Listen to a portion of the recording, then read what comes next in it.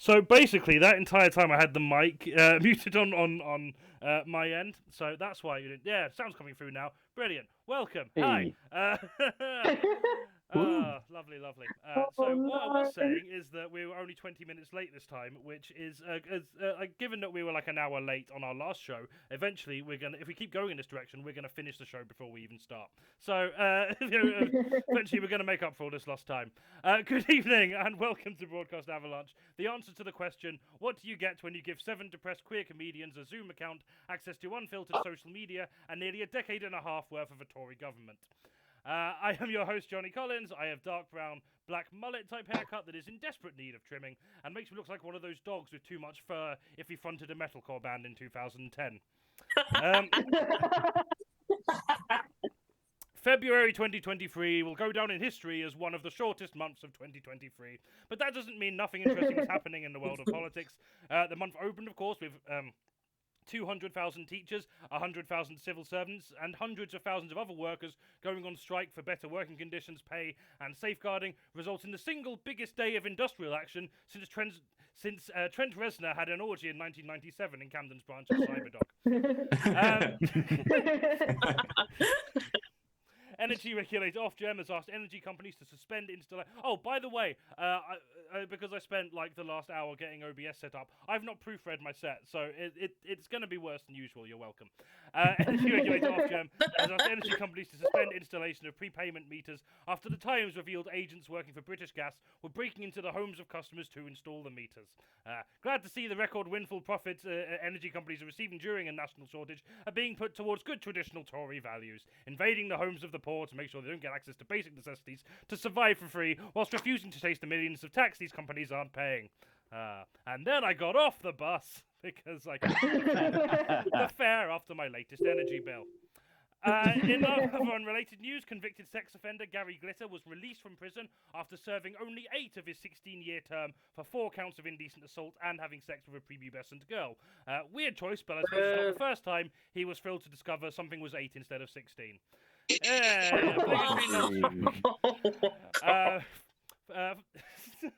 Former Prime Minister Liz Truss published an article for the Sunday Telegraph in which he said her economic agenda was never given a realistic chance. I'd feel sorry for her, but I literally can't remember who she is at this point. Rishi Sunak has performed a cabinet reshuffle and named Greg Hands as the new Conservative Party chairman. To be fair, if I knew someone called Greg Hands, I would name him chairman of everything. What a fun name to say. You can tell he's haven't been proofread. Nicola Sturgeon has resigned as leader of the Scottish National Party after 8 years in the role. Running to replace her include a member of Scottish Parliament, Kate Forbes, who is the SNP's Liz Truss, and I mean that as a slur. Openly bigoted, openly governing for self-interest, and less popular than most vegetables, which in Scotland is saying something. I felt hack writing and saying that one, so please criticise me. It was terrible. Speaking of Scotland, Storm Otto struck the north of the UK, leaving around 30,000 homes without power. Luckily, 21,000 of those homes couldn't afford to have the power anyway, so most of us didn't notice. King Charles III has commissioned 12 new pieces of music for his coronation. Looks like the cunts are going to be busy. That one was just for me. The entire country lost their shit at the announcement that Roald Dahl's books were being reprinted with minor rewrites, removing some of the more dated and unnecessary mean-spirited language, causing gammon everywhere to call for a boycott.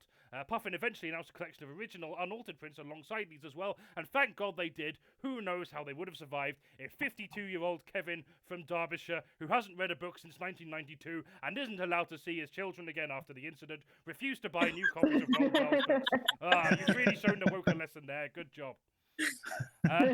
Labour leader Sir Keir Starmer has outlined the 5 key issues that his party will break promises for and refuse to deliver during the run-up to the next general election, including improvements to the NHS, a reform of the justice system, and anyone who votes for Labour will get a free can of Lilt.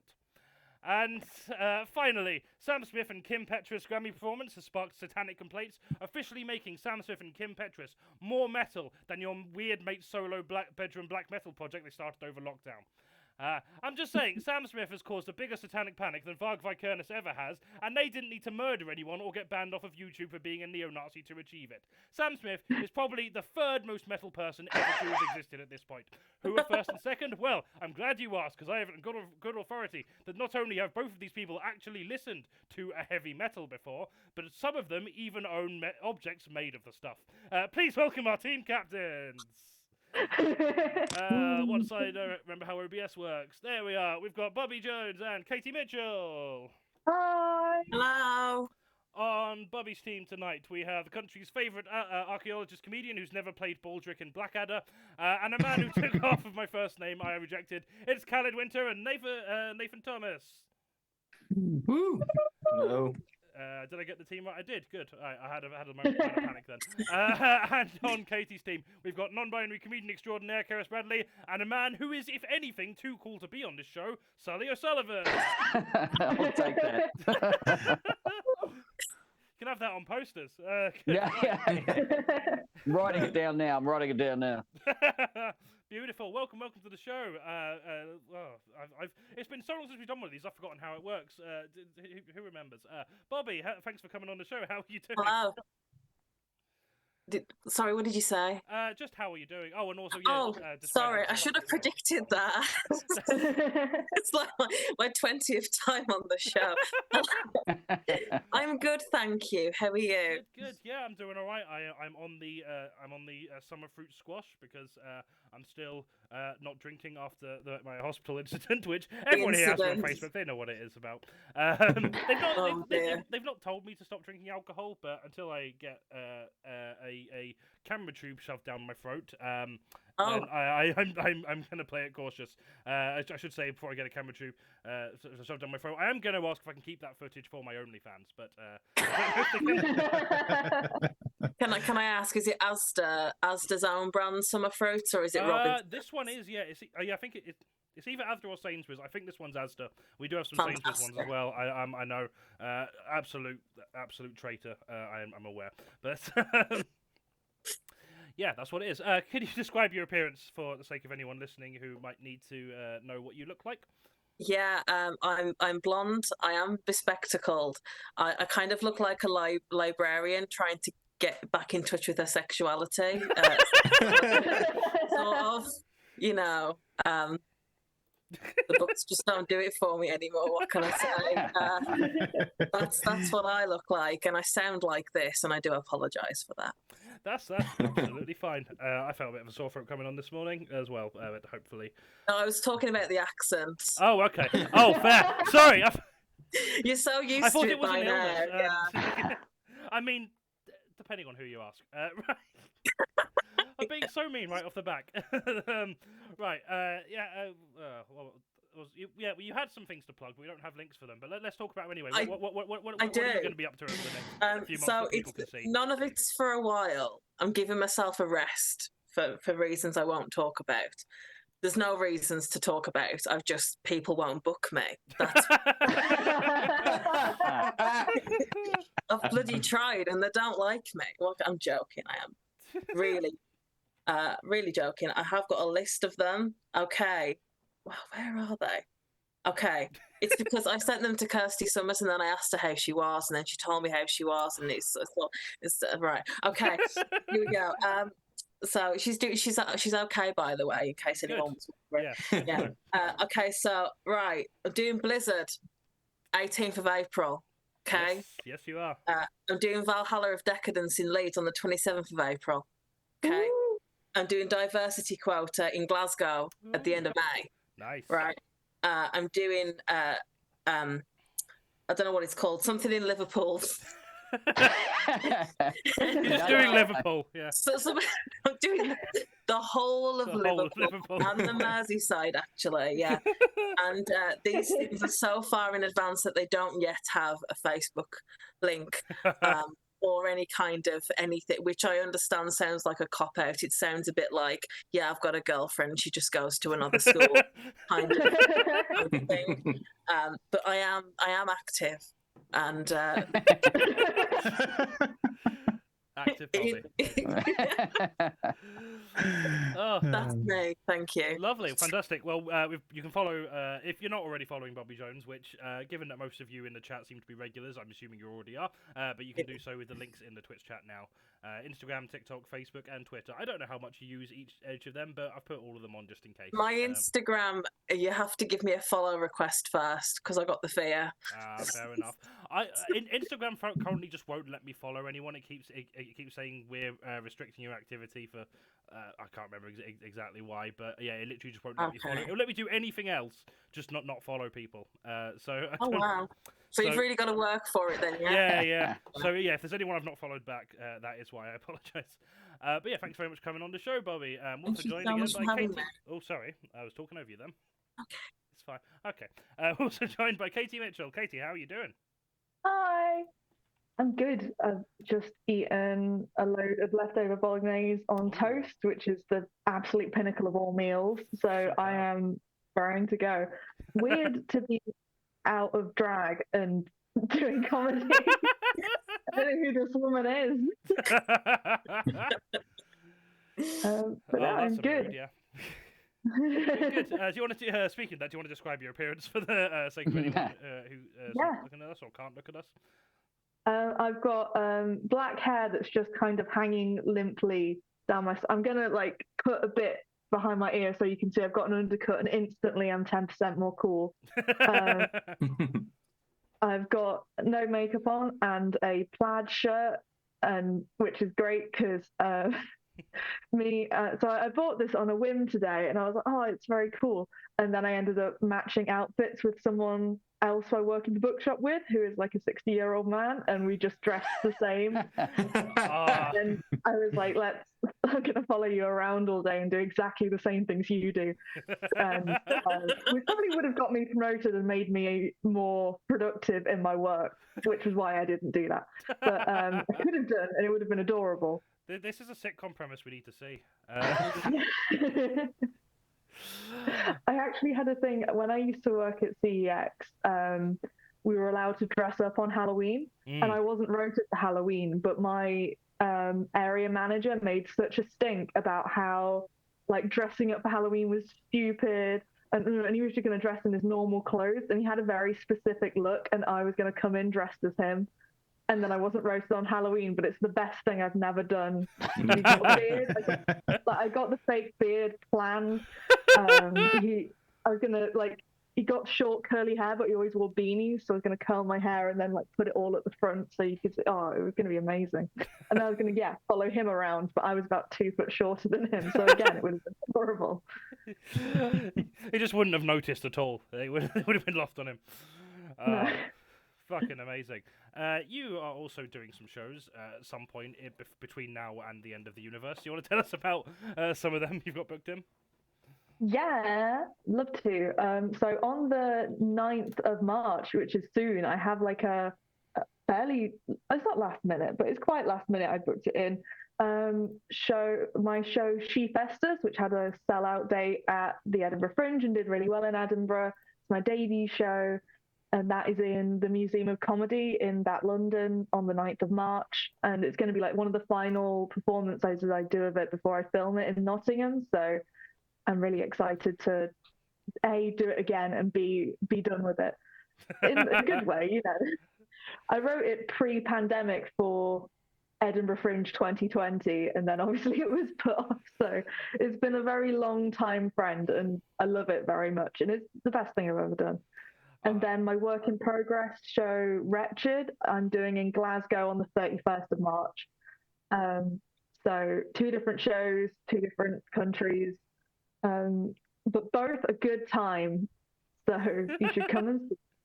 Absolutely should. I did put links in the chat and realised I forgot to take off the Leicester event, which has happened now. So don't click on that link, but do click on the link tree, which will have a link to the other dates available. And do go and see Katie. She's brilliant. I definitely recommend it. Thanks very much for coming back on the show. And who else we got? We have a friend who's not been on for quite a while. We've got KHALID Winter. KHALID, how are you doing? I'm very good, thank you. Happy to be back on. Happy to have you back on. Good to hear. Can you describe your appearance for the audience, please? Yes, I'm wearing glasses and a cap. I'm a mustache away from a disguise. I'm half white, half Pakistani, but for some reason I look Arab. I don't know what's going on there. Or Turkish, or basically wherever I go, they think I'm from there. So it's not a very useful description. Just, whatever you want to picture me as, you can do. A little bit chubby. That's about it, really. Lovely, love to hear it. Oh, superb. Yeah, it's lovely to have you back. It's been a good while, possibly like over a year since we've had you on the show, so it is lovely to see you. I've put your Linktree and TikTok in the chat, so people should go and follow KHALID on all of them. Thank you. Yeah, have you got any projects or anything coming up that you particularly want to direct people towards at the minute, or just generally follow you until you do something interesting? Yeah, I've got a bunch of gigs coming up at various places, but it's like Frog and Bucket, Up the Creek, Angel, Rangatainment.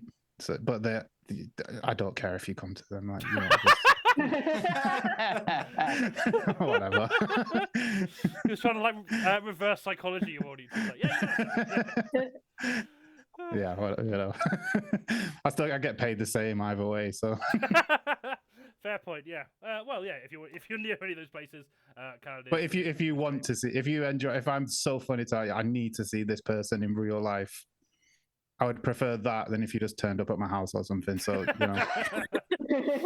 Fab. So we will not dox KHALID's home address, but we will let you know where he's going to be performing.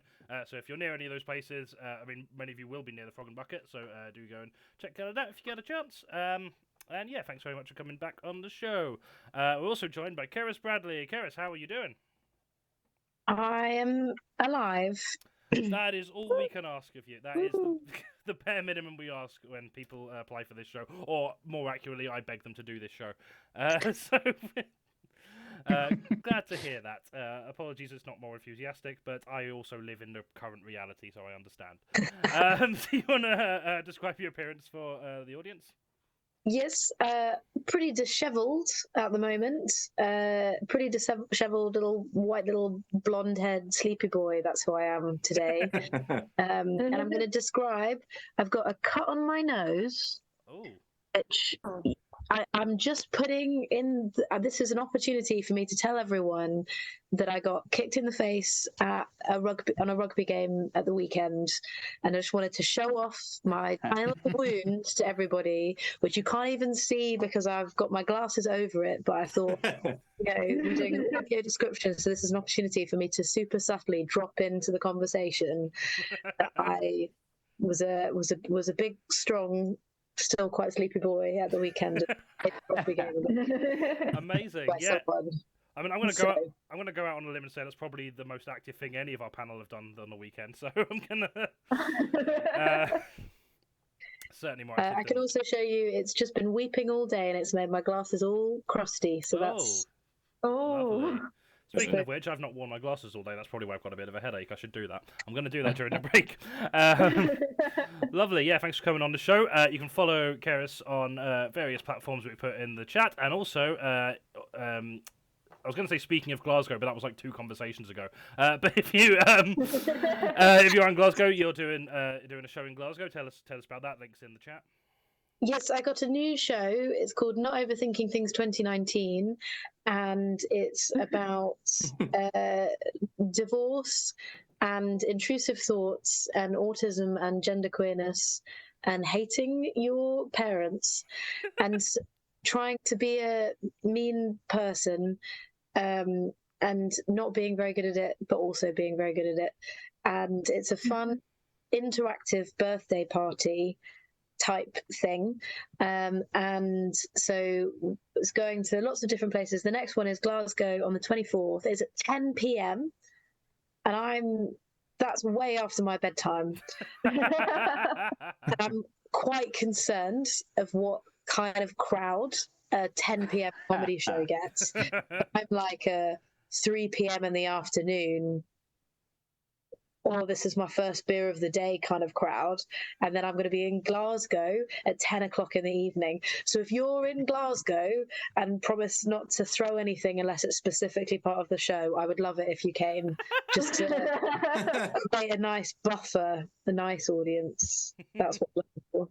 You should absolutely go and do that. I wonder if that's foreshadowing anything in the show. I mean, I was already sold on going to see it, but I live too far away from Glasgow, unfortunately. But if you do live near Glasgow, you should definitely go to that. 10 p.m. being past your bedtime is absolutely a mood. This show will definitely not finish on 10 p.m. because we started late. So if you just want to have a nap during like the last couple of rounds, that's fine.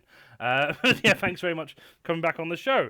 And now, next we've got a first timer to this particular show, but someone who has done our live shows before and is fucking brilliant, Nathan TOMMIS. Nathan, how you doing? I'm doing very well, thank you. How are you? Good. Yeah, not too bad. I've not changed since the last, like, 4 times people asked that. It always feels very weird, this format, because I'm having one-to-one conversation with all of you, and it feels rude to not ask back, but yeah. Yeah, can you briefly describe your appearance for anyone in the audience who might be visually impaired or otherwise needs an image description? I'm a young guy with short brown hair. So in other words, I look like the default character in every Western RPG you could get. But seriously though, I look like the kind of person that you wouldn't remark on in the street. I do look like an NPC in a lot of ways. But yeah, I'm wearing a leather jacket, which you can just barely see, and a massive set of headphones. And this microphone, which is not where my sound's coming from. But, you know, you can't get rid of it. Oh, brilliant! Have you got like another microphone? Or are you just using like a mic on your laptop? No, there's another microphone here. It's a whole tech setup that we can talk about in the break and get nerdy over, because this has got better sound, but this has got better noise cancelling. So you know. Absolutely. Yep, I've had setups like that before. I don't currently. I decided to use the worst mic because I can't be bothered to set up my actual mic. And also, I've not used it in so long that the pop shield has just got mold growing on it, so that's fun. Yeah, lovely. Right, I put. I couldn't find you on any social media, Nathan. So I realised this show made me realise that I've got a problem, Jonny, which is when Elon Musk took over Twitter and it became awful, I deleted it. But that was my main public-facing social media, and I hadn't thought about replacing it until you said, "Hey Nathan, what link should I send out?" And I was like, "Oh shit." I vaguely have an Instagram which I can send to you, but it's got no content on it because, like I said, I deleted that isn't private. Well, if you want to follow a blank Instagram page, you can do that. I have put in the podcast that you did with Jake Donaldson. Red shirts. Yeah. Red shirt, because that's the only thing I could find that there was a link worth sharing. And we've obviously had Jake Donaldson on the show a couple of times before, so if you're not really checking that out and you're into Star Trek and people talking about Star Trek, you should go and check that out. I know nothing about Star Trek, but I was able to enjoy it. So even if you are somehow less nerdy than me, you can you'll probably still enjoy it. Brilliant. I did this episode and that was really good, so I'm sure. Yeah, you were great. Well. Oh, brilliant! Yeah, absolutely. Yeah, we'll find Katie's episode's really good as well. As in Kate's episode of the podcast, or was she on Star Trek? Just so no, the episode of the podcast. It's also very gay, so it's good for a Blizzard audience. Fantastic. Yeah. Good. Yep, check it out. Also, hello, Kirsty. Thanks for joining. Welcome. We were also late, so that's fine. Don't apology needed. Right. And last but not least, we've got Sully O'Sullivan. Sully, how are you doing, my friend? I am surviving. Fantastic. Which is about all we can ask for at the moment. There's definitely a trend on Katie's team: alive, surviving, not in drag. Low bar. Alive, surviving, and not in drag. That's definitely a first Edinburgh Fringe split that you do as teenagers, and this lives on your CV forever. Right.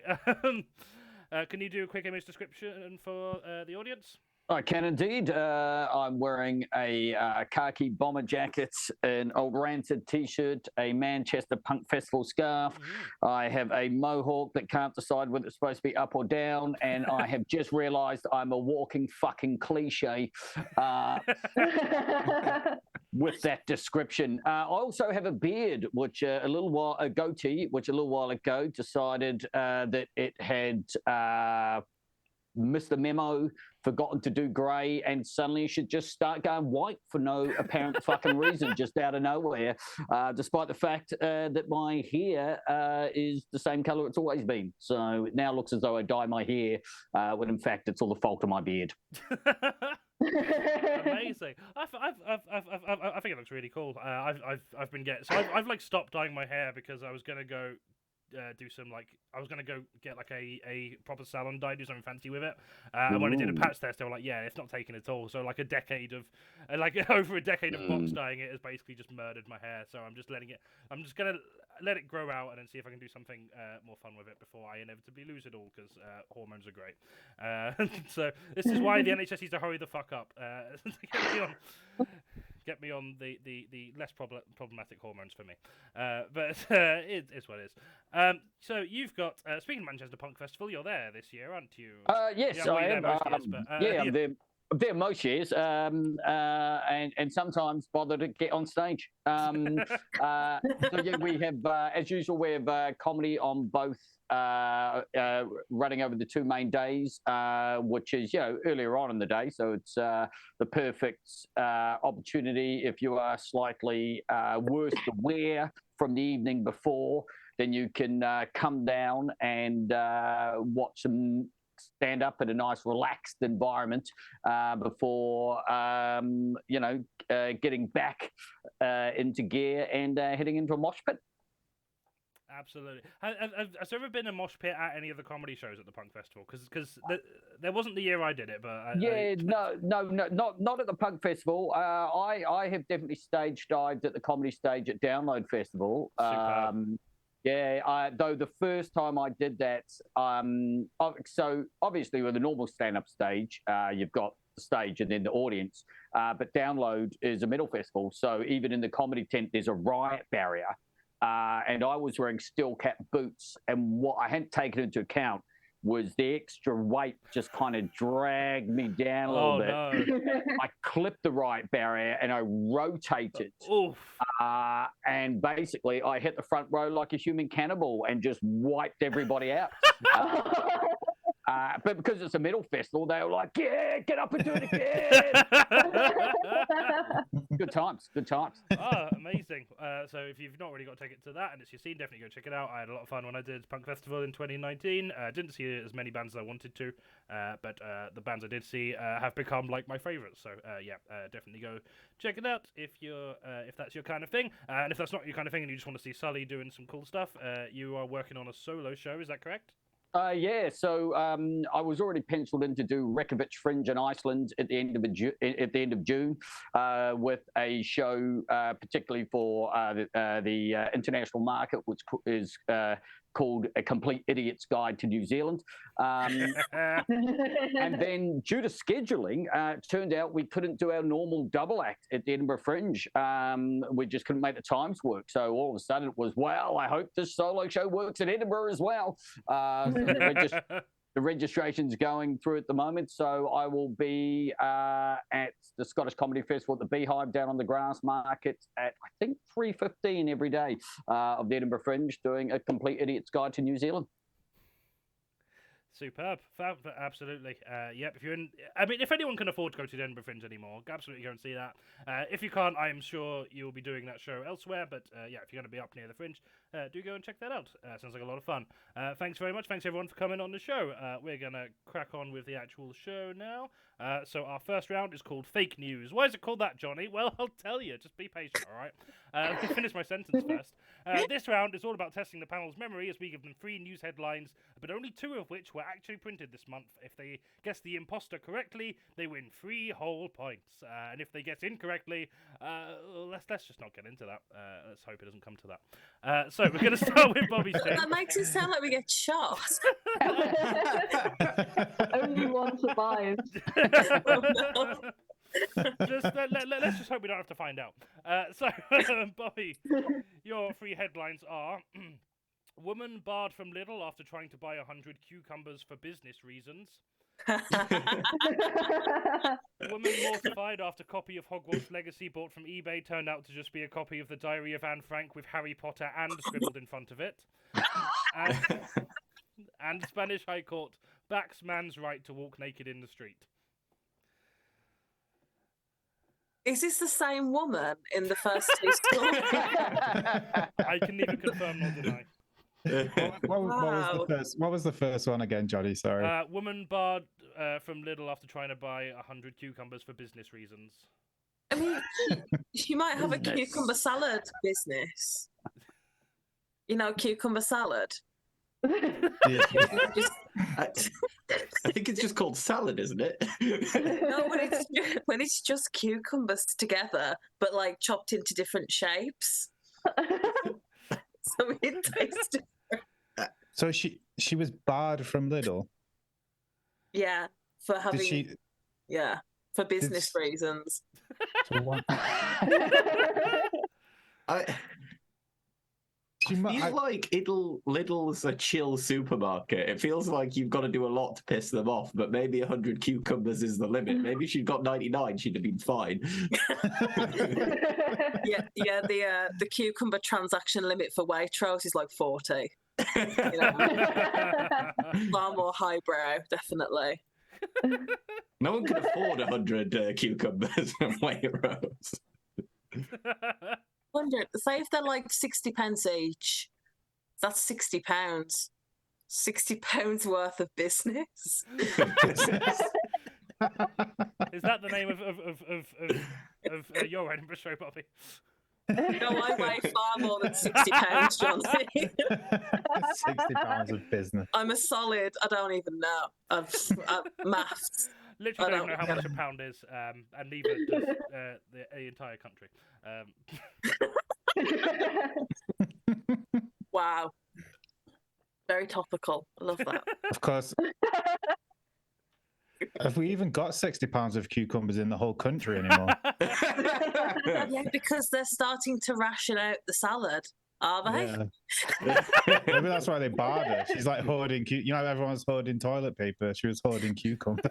They go off though, don't they? After a week, and they go all like brown and crappy. Yeah, always before I eat them. Or do the business with them. We do the business. Whatever that is. They go brown and crappy during the course of business if you... Oh, same. Wow. So is one of these fake? I really should know this. You does all this. Right, one of them is fake. Okay. Yes, one of them is fake. Two of them are true.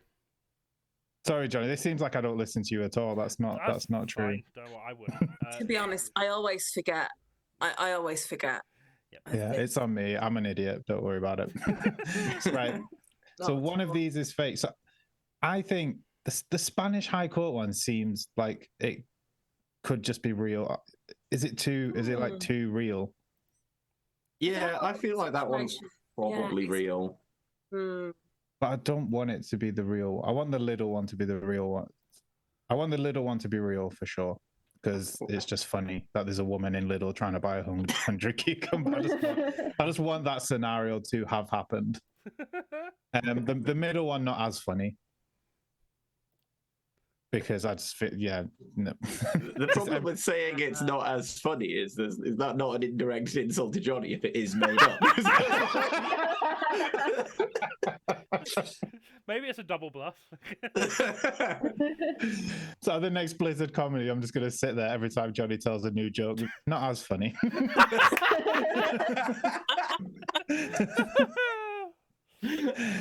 I just don't laugh. Just funny, not funny, funny. I would love to see that line graph, just how progressively less funny I get through the course of a show. Does anyone have any ideas on the actual?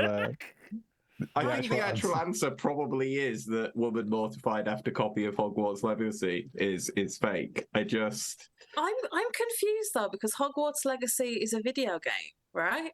Yeah, it's just a video game. The Diary of Anne Frank is not a video. Shouldn't be a video game.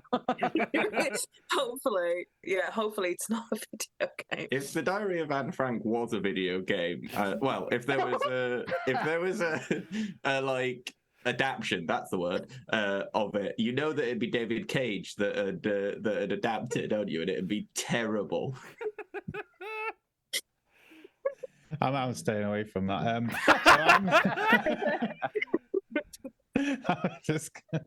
So the story, it could be true though, because like if you could order something off eBay and someone could just send you the Diary of Anne Frank. Oh, it's from eBay, isn't it? For some reason, I thought it was like HMV or something. I was like, what? Oh, hail Master's voice. I kind of hope. I don't know what I hope for anymore. No one does. It's a world. This might be a new record for how quickly we break down on this show. Just round one. So I think Little is true. Nonetheless, Jonny's done that sneaky thing where they've taken an existing story and changed one small detail. It could have. Oh, he does do that, doesn't he? Yeah, Jonny does that. Yeah. Yeah. Maybe someone tried to buy 100 carrots, and he's like, "Oh no, it was cucumbers." See, I didn't even think of that. I feel like I'm getting the inside meta as the newbie here. You've got to really this show makes you doubt your own sanity. Yeah, everything looks different afterwards. I'll be honest, I have no idea. Right. Should So we take a wild guess? You're the captain. I trust you. I think that the false one. I don't know. I think the Spanish one's true. I think that's true. Yeah. And I think the Hogwarts Anne Frank one is true. I'm going to say that Lidl didn't take issue with that. I reckon it was a different supermarket and Jonny's changed the detail. Oh. So okay. You going for Lidl as the fake one? Yeah. I'm happy. Yeah. Oh, hang on. I've forgotten how to do the thing. One sec. You are incorrect. It was the Hogwarts one that was the fake one. Oh. Yes. A woman. I'll note that Bard was in quotation marks. This is how she quotes it. No one's been able to verify it, but it was a headline. So yes, a woman was apparently barred from Lidl after buying 100 cucumbers as a part of her small business making health drinks. So to rectify this, she just filled a bunch of dildos with water and painted them green. It works the other way around. They would slosh around during usage. And a Spanish High Court has indeed backed a man's right to walk naked in the street, removing a fine which had been placed on him. Apparently, he originally planned on turning up to the court hearing in the nude as well, but it would have been redundant as the lawyers were quite nervous, so they were imagining him naked anyway. A woman did not receive a copy of Harry Potter and the Diary of Anne Frank off of an eBay scammer. Instead, she received an undercooked bare-bones RPG full of anti-Semitic undertones and weak queer pandering, released about a decade after anyone stopped caring about the franchise, which I'd argue is worse. So no points to you there. We're gonna move on to Katie's team now. Okay, so your three headlines are, I'll pop them in the Zoom chat for you as well, so you can actually read it. Your three headlines are AI chatbot correctly predicts over 40% of the dialogue in Ant-Man and the Wasp Quantumania. That one is true. German ballet company suspends director for smearing feces in critic's face. And Lady Gaga sued by dog theft accomplice for not giving her the $500,000 reward. Oh, they all seem so true. The Lady Gaga one is true. The person who stole her dogs was like, "Why didn't you give me the reward for returning them?" Because clearly he didn't like chop off one of the dog's paws first and send it in and do the whole, process. I misunderstood that one when it was first read out, and I thought that it was Lady Gaga sued her dog theft accomplice because the dog theft accomplice stole a dog and got the $500K reward, and she had helped to mastermind the plot and was like, "I'm due half this reward." That was the contract that we had. So I was like, that story is just wild enough to be true, actually. Wow, yeah. So when you heard it, it's like a plot from like Lock, Stock, and Two Smoking Barrels. Yeah. Die Ritchie Your film all over interpretation, it. Katie, makes more sense, I think.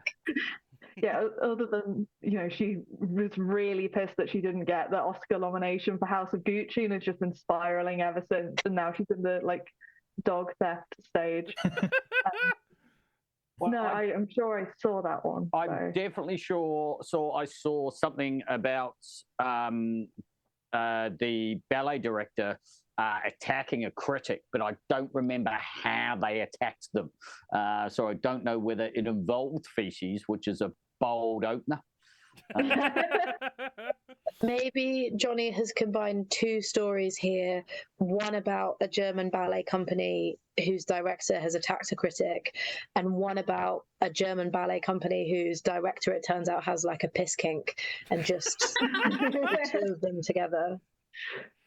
I mean, it's equally as believable that maybe the director of a German ballet company stole Lady Gaga's dog and smeared it on a reviewer. That's the goal of this round, isn't it? To work out what the common theme is. Yeah. Fuck it. Let's just. We can be fucking only connect. Why not? Yeah. I refuse to believe that number one is incorrect. The evidence suggests that it's correct. But I know in my heart of hearts that it is true. I think what we're coming to now. I think what we're coming to now is the dilemma as to whether we want to be actually factually correct or morally correct.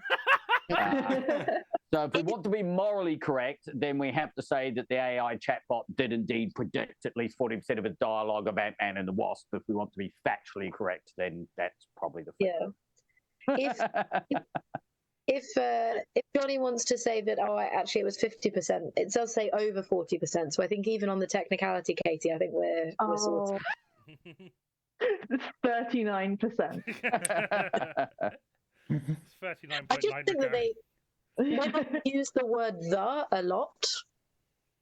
I reckon 20% of that script is just written in the script, and now Paul Rudd does something charming. I think they actually have not written enough of it. So I think it's plausible. I think it's true. So, which way we going? Oh, I mean, given that between us, we know which one is incorrect. Yeah, we do know. We do know. We do know the answer. I don't know what my winning stats are and whether this is worth it, Jonny. Oh, I do not have them off the top of my head. Captain, am I being I'm just a pretty hill sure we wish to die on. I stopped keeping track of the winning stats after the second year, so I don't know. I know it doesn't matter at all in the slightest, but also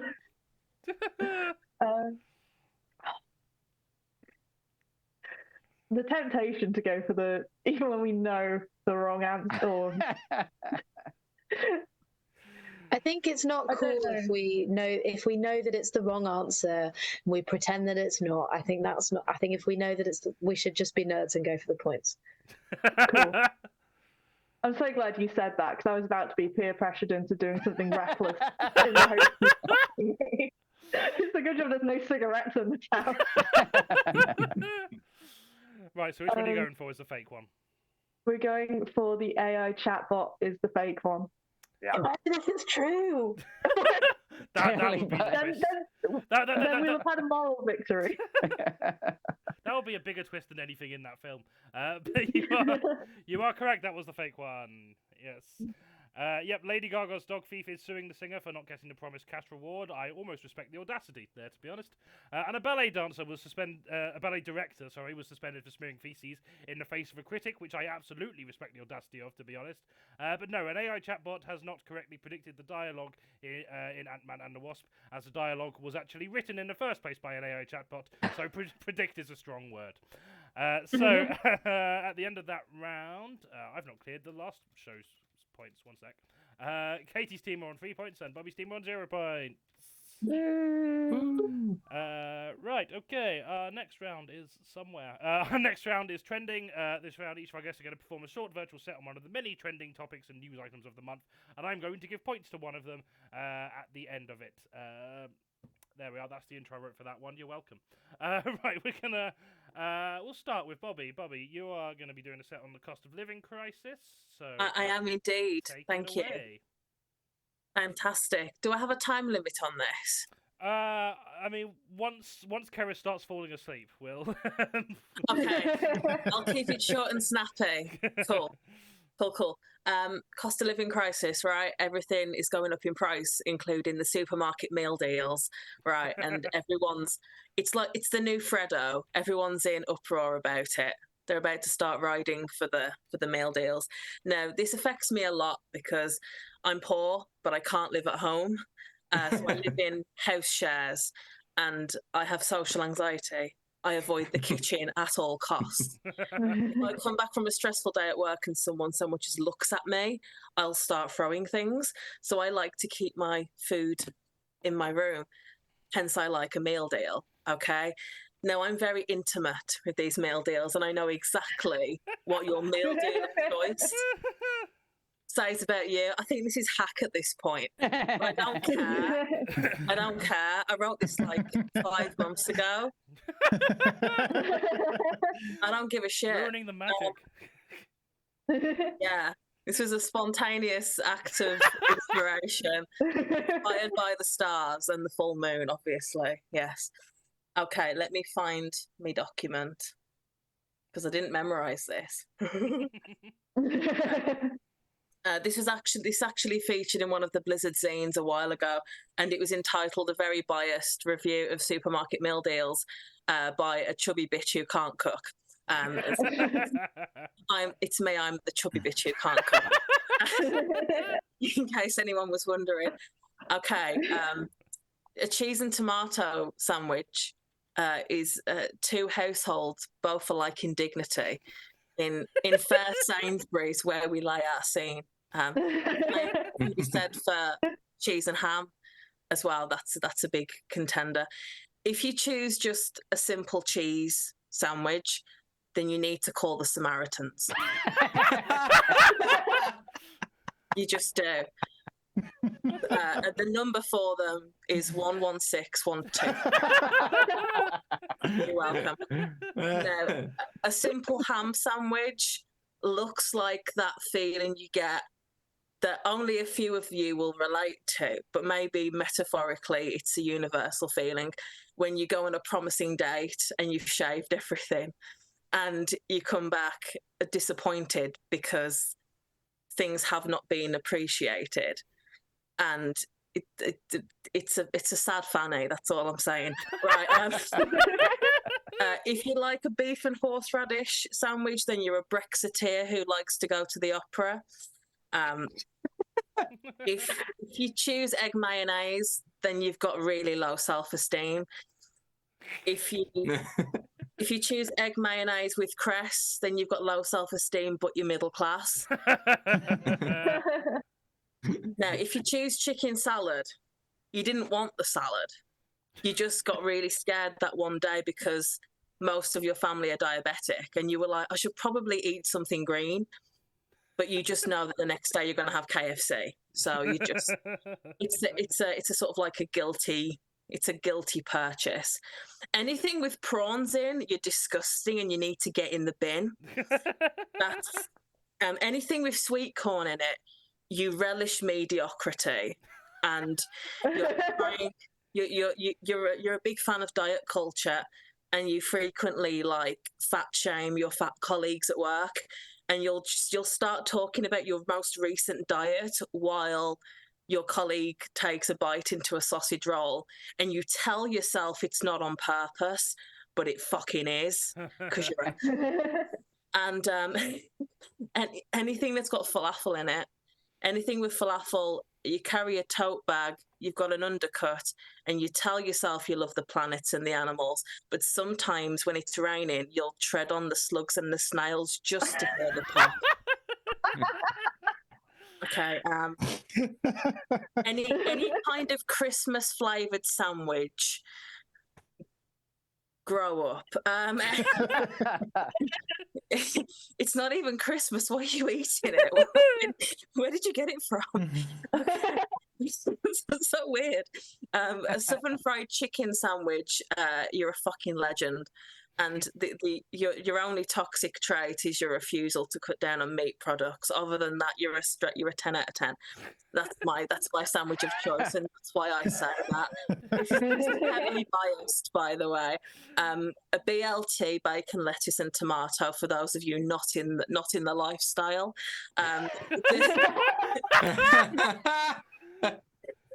So BLT, it actually stands for bondage, lesbians, and the trans community. And if you choose this, you're a top and you fuck really hard. Okay. Anything vegan, you're either a dairy intolerant running out of options, or you're a vegan. Either way, you're awesome. All good. Anything that has 3 sandwiches rather than 2, you're going to eat 2 now, and then you're going to save the other one for later because you live in an awkward house share and you don't like it when people talk to you.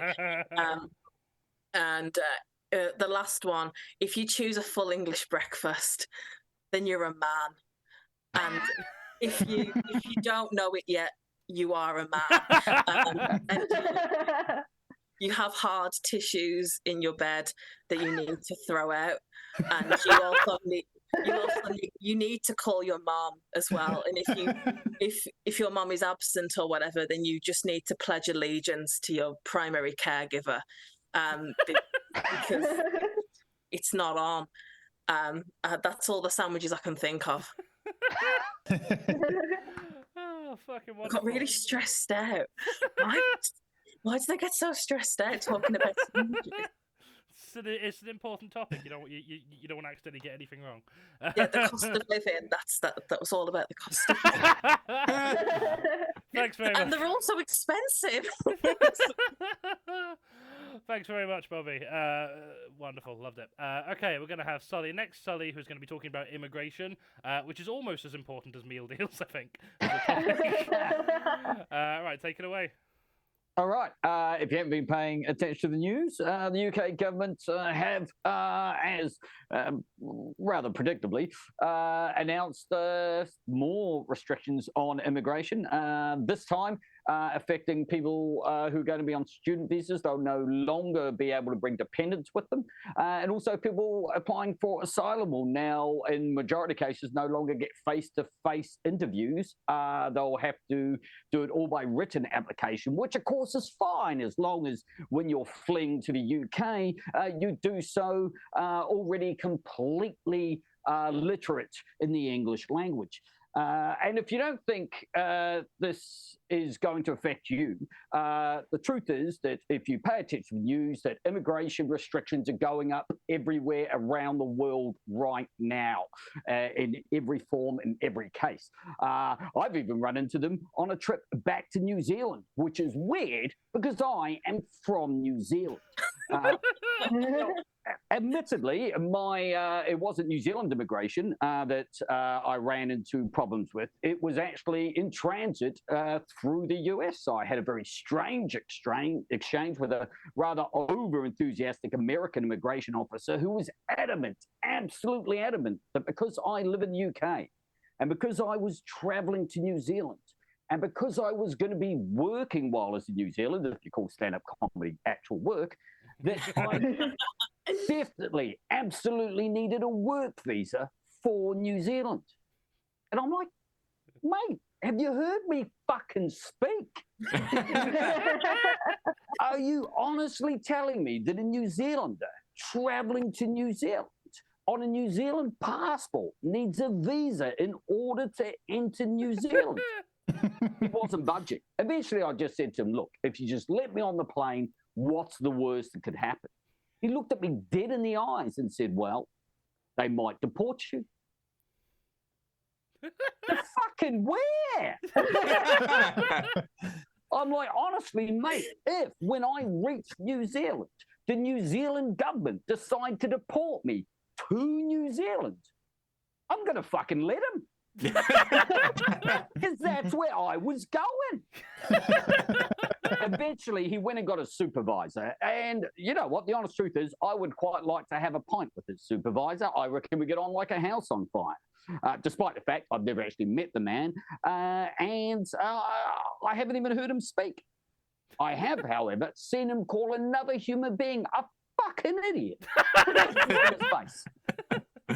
It was kind of like a 3-step process. He kind of squinted, pulled his head back, and then cocked it to one side. And I can only assume that my immigration officer must have seen this look before, because as soon as his supervisor went, my immigration officer just turned to me and went, "Enjoy your flight, sir."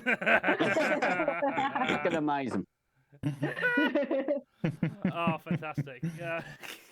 What a fucking experience. Amazing. Right, we've got CERYS Bradley next, who's going to be talking about reality TV, or I've written that down wrong. That is right, isn't it? That's what you said. It is reality TV. Cool. Because I don't know what news you're reading, but the biggest thing that has happened to me this week is that I discovered that my girlfriend, my partner of 8 years, the woman that this July I will marry, thought that the TV show based on S Club 7, Miami 7, which aired in 1999 for 13 episodes, was a reality TV show, and now I am questioning everything in our life we've built together.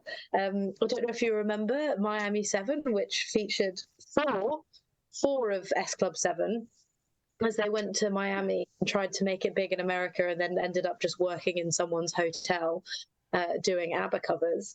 But it was some of the best and worst television that CBBC ever created. It was entirely scripted. It was horrendous acting. I only just found out from like thinking about it for this bit. It was only 13 episodes. When I think back to it, like it was on every single week of the entirety of my childhood. It lasted like maybe like a summer and a bit is all that it was. But this is a thing that I discovered because we were having a conversation about S Club Juniors. If you remember them, they were a band created from a reality television show. When people were like, "Oh, you know how horribly exploitative Pop Idol is? Why don't we do that, but just exclusively for children?" Television. And it turns out she'd gotten the two of them confused. I then discovered that one of my close friends went to see an S Club 7 reunion tour, which is a shocking thing to find out about a person too late in the day to end your friendship with them. They had only managed to secure 2 members of S Club 7 for the reunion tour. And one of them was sick, so it was badly for the entire time. So reality television, has it been in the news? I'm not really sure. The Crew Below Deck is back on Netflix. That's a show that my partner loves, and every time I ask her why she loves it, she just describes the show to me, and so I still don't have an answer. I'm not really a reality television show person, but I'm enjoying things that are so clearly scripted and the worst acting that you'll ever see in the world. People thinking that they are reality television. It's a wonderful way to learn about someone's perspective on life. Absolutely is. Thanks very much. That was a blast from the past. I literally forgot that show existed. Amazing. I know what I'm doing tonight. So we're gonna. It's all on YouTube. It is all on YouTube. I can't wait. Right, we're gonna have Nathan Thomas next, who's going to be talking to us about Russia. So take it away, Nathan. Yeah, and everyone in both the Twitch chat and the calls waiting to see how this guy's going to make the threat of nuclear annihilation funny. Let me just take you back to where I was a year ago. I was engaged to a Russian lady. So the last year has been a great deal of fun for us. The Russian lady is is now my wife, and I did feel guilty about my first reaction to the war in Ukraine, as horrible it is, being, oh, that's going to fuck up our table arrangements.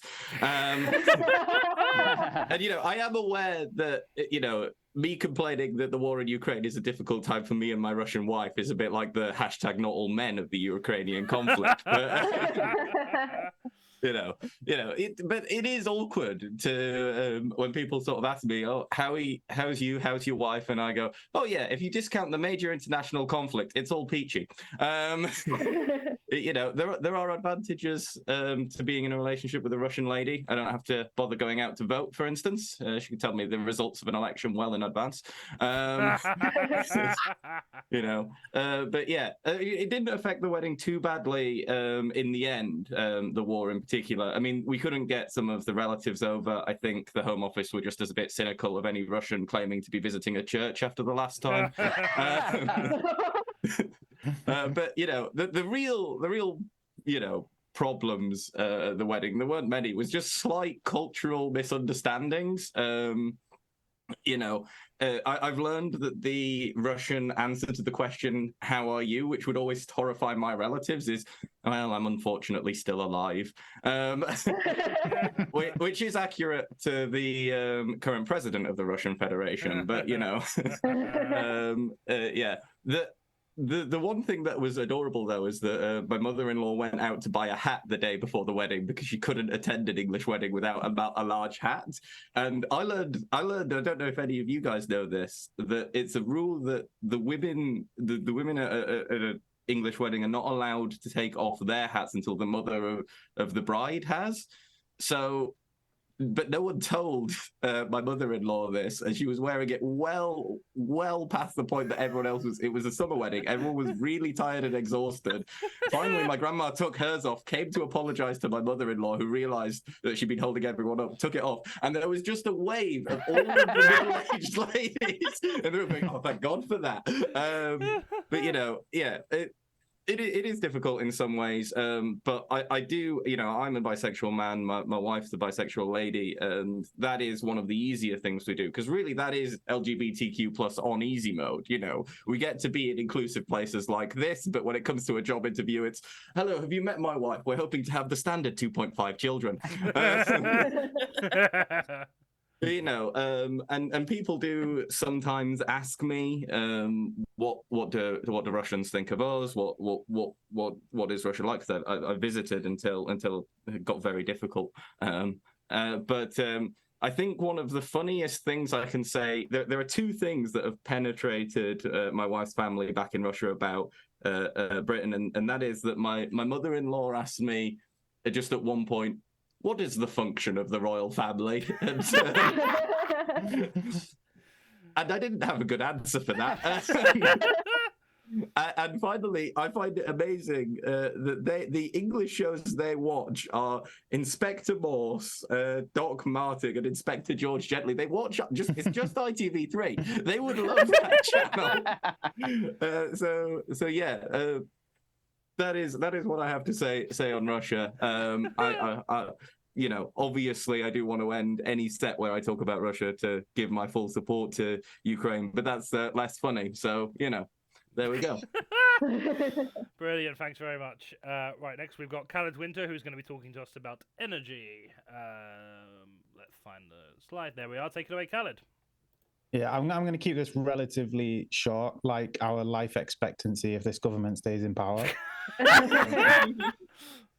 So I think like utilities and energy are like the epitome of it just kind of shows just how fucked this country is. But like we're a failed state, aren't we, at this point, basically? And I realize this because I've just got back from New Zealand. I've been in New Zealand for 3 weeks, and I found myself just on regular occasion just being surprised that things work. So, like things would turn up on time, and I'd be like, "Wow, I didn't realize that was an option." Like this is beautiful. So they actually had a cyclone while I was there, and it was still easier to get around than it is in England. I'm not even making this up. You just, as soon as you leave this country, you just realize how bad everything is. Like I live in London and I can't afford a 2-hour train journey to go to Manchester, where I'm from, to like see my mum and stuff. I've also had to cancel Blizzard gigs, which is the real tragedy in all this, of course. I have a driving license. I can't afford petrol. So basically, we no longer can afford to go anywhere. So we have to stay at home. And now, thanks to utilities, we can't afford to stay at home either. So basically, we're getting to a point where none of us can afford to exist. I think we're about 6 months away from everyone getting hooked up to an oxygen mask, and they turn it off if you don't pay £50 a month to Dominic Raab's mistress or something. Like it's bad. And I as you'll find out later in the show, I don't have much faith in Keir Starmer either, because who is he? He's a myth. I don't even think he exists. I'll be honest with you. He's like a wisp. What's that? A wisp in the willow? Is that what they call? I don't know. That's a book or something. But Keir Starmer, he's as real as that imaginary book that I just made up. That's what he is. And I'm sorry, guys, but we're fucked. That's all I can say. I wish I had a New Zealand passport as well. Fab. It wouldn't actually help you get into New Zealand if Sally Story's anything to go by. But, just don't fly via the US. Just that was where it went wrong. That was where.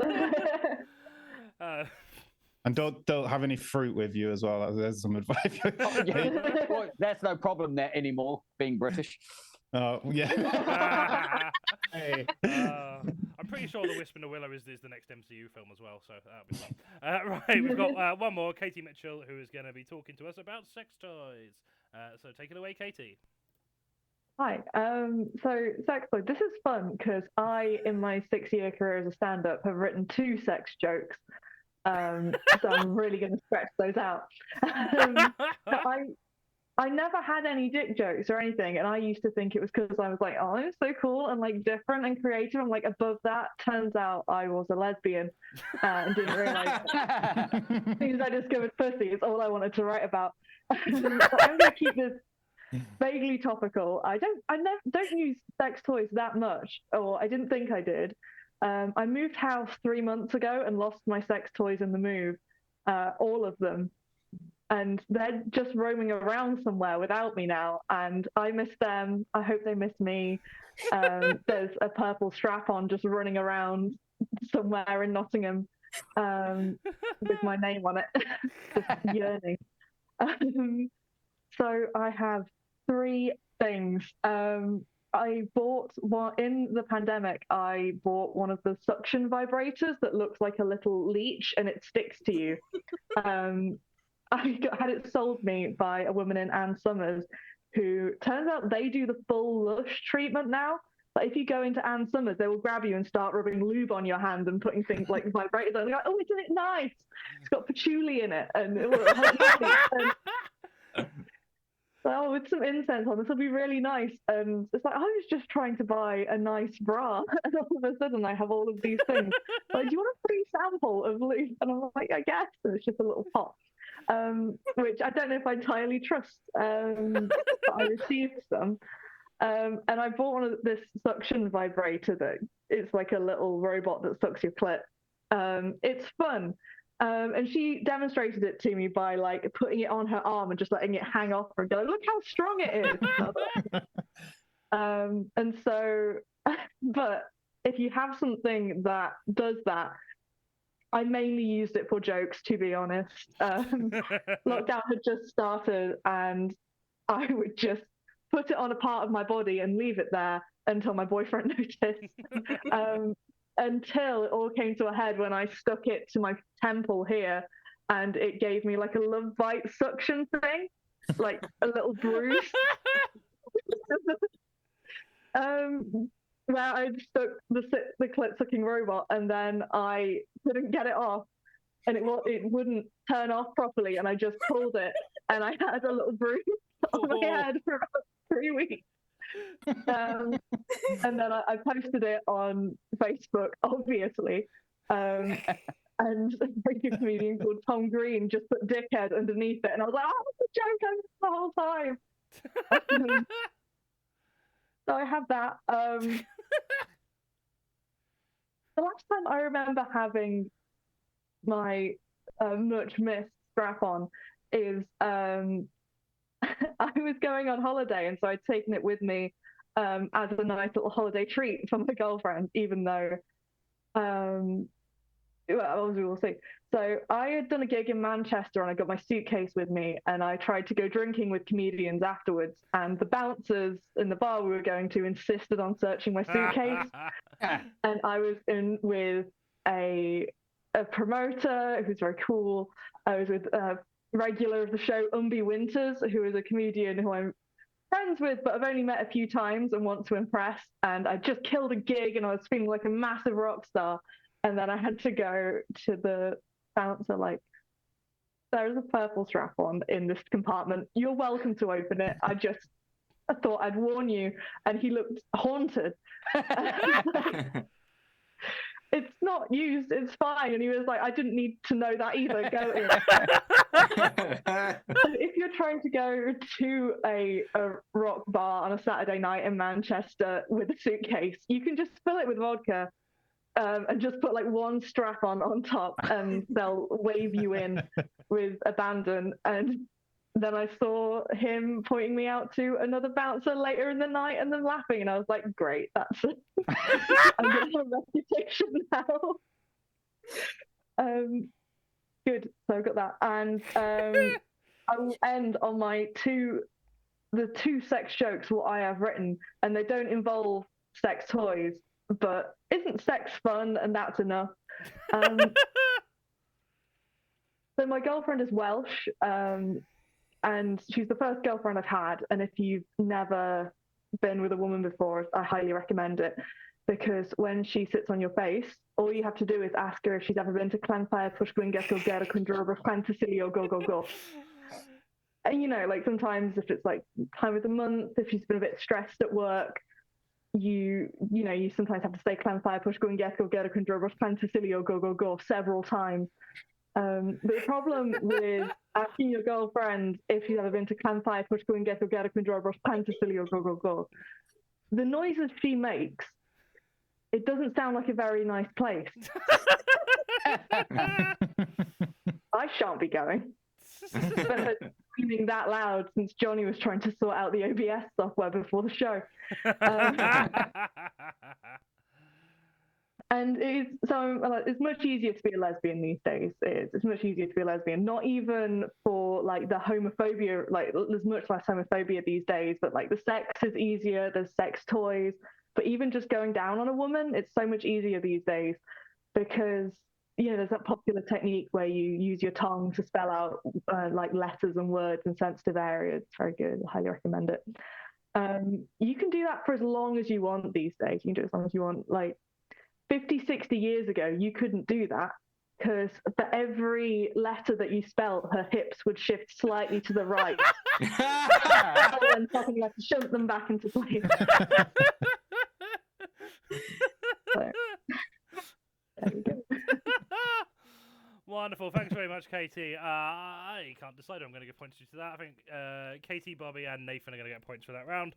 So at the end of that round, Bobbie's team are on 4 points, Katie's team are on 10 points. And we're going to go into our first break of the show, which is a break for us, not a break for you, the audience. You have to stay here while we chat shit for like 10 minutes. But if you are enjoying the show, let me just quickly change over to the correct slide. There we are. If you're enjoying the show and would like to continue seeing shows like this, you can support us financially via Patreon, PayPal, buying merch on a big cartel, including the zine that Bobbie mentioned earlier that they had contributed to. And you can also throw us some bits on Twitch or subscribe to us on Twitch. We've got a few more streams coming up than we usually do, which we've not announced yet, but that's going to be exciting. So if you want to avoid the ads, which I wish I could just turn off anyway, but you can't monetize Twitch at all unless you have them on, which is annoying. If you are an Amazon Prime subscriber, I will not judge you for being an Amazon Prime subscriber if you use your free Twitch sub with that to give us some of Jeff Bezos' money. So yeah, those are all the ways you can support us financially, and if you can't support us financially, just follow us on all social media, follow on our link tree here.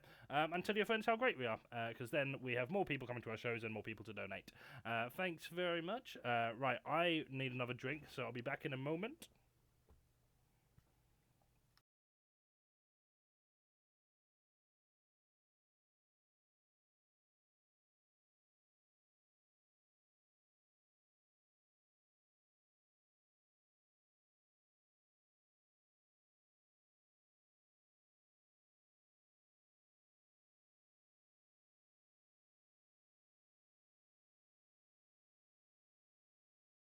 Just going to carry on putting my washing up.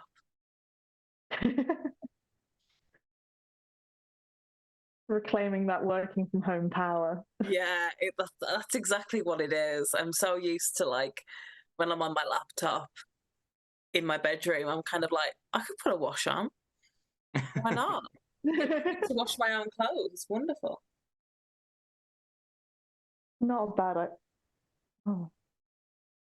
I do have laundry to do, but I don't want the noise to be. Yeah. My laundry's I don't have been noise moved just out of shop. Oh, all of my dirty pots are like just beyond the toaster. Like, it's absolutely beautiful over there. Like what is in screen. I did a big like Yeah. before the start. Smoke mirrors, yeah. Especially with this being on a Monday, whenever I do it, I always show my whole arse. Just, oh no, the weekend's dishes. I was too busy gigging.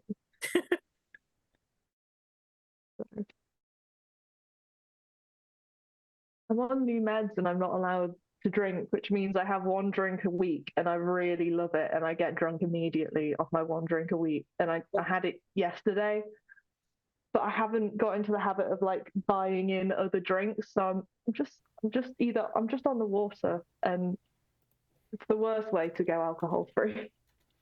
What's your drink of choice when you have it weekly? So I had a massive glass of white wine yesterday. Nice. I took myself out for a nice curry because I managed to go through all of Leicester Comedy Festival without having a curry somehow. Right. And just it went for it. So good. And then I was craving a pina colada at work the week before all day, and so I just went and got one like straight out of work into the cocktail bar opposite. And they were like, "Is it one of those days?" And I was like, "No, I just like pineapple." Is it one of those days? No, I just like pineapple. Yeah. I really like the fact that you're only allowed one drink a week, and then you describe your drink as a really large glass of wine.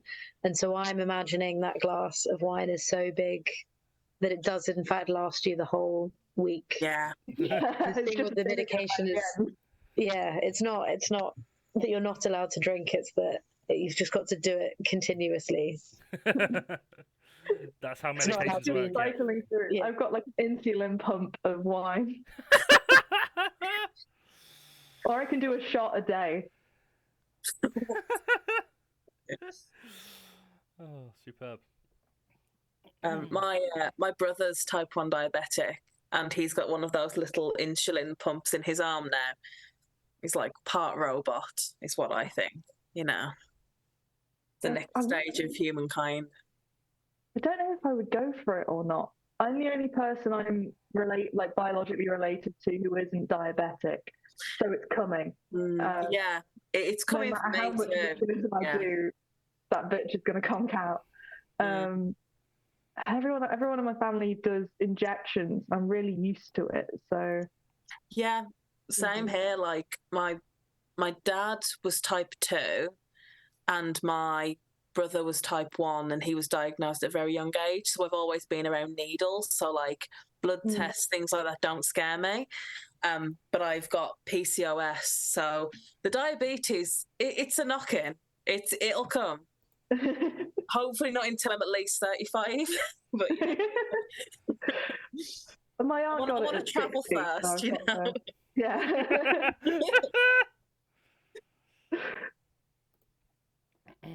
I'm trying to just always have steamed broccoli on hand, so I can have like a single steamed broccoli and then eat my meal, and then I'm like, oh, that will help my blood sugar, definitely. What 30 does- seconds what of does me eating a broccoli single do? seed broccoli. What? What does broccoli do? Apparently, like if you start your meat, like if you eat the same stuff, but start off with like vegetables, protein, carbs, your blood sugar like goes like that rather than like that, and so Oh. then your pancreas will overmake insulin, and then it will like go. Oh, This could be bullshit because I learned it on the internet.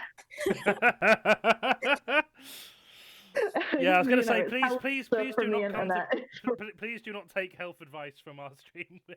no, But, take health advice qualified. from her. For a medical thing, I was asked to track like my food and like basically do a food diary for a week. But the person who asked it, I was like, "Oh, there's going to be a problem with that," and they were like, "What do you mean?" And I said, "Well, on Saturday I'm attending a 9-course medieval banquet, so it's a bit of an aberration." That But sounds you know, I'm amazing. not going to stop. So How many units of roast pheasant do you normally consume a week?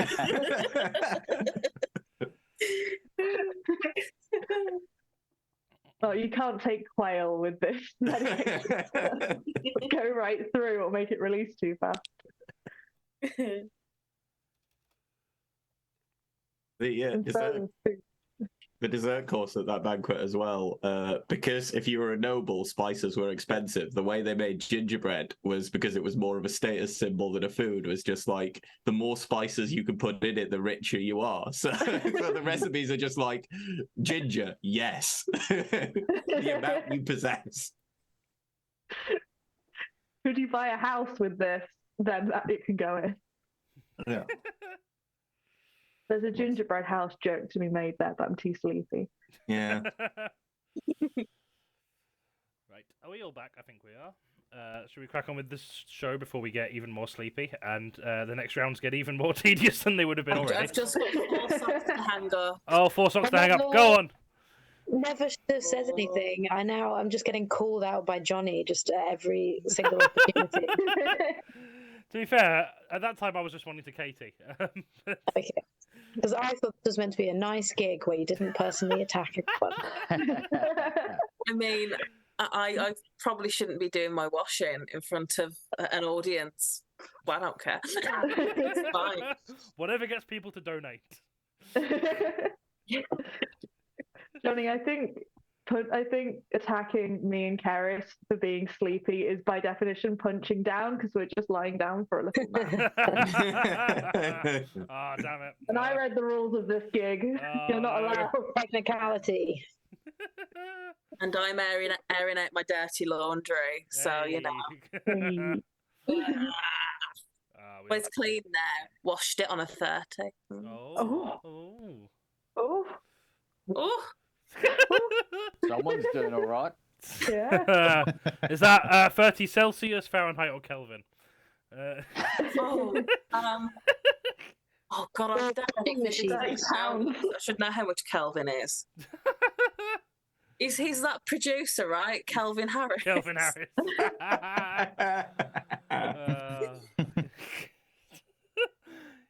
Oh, I've run out of space.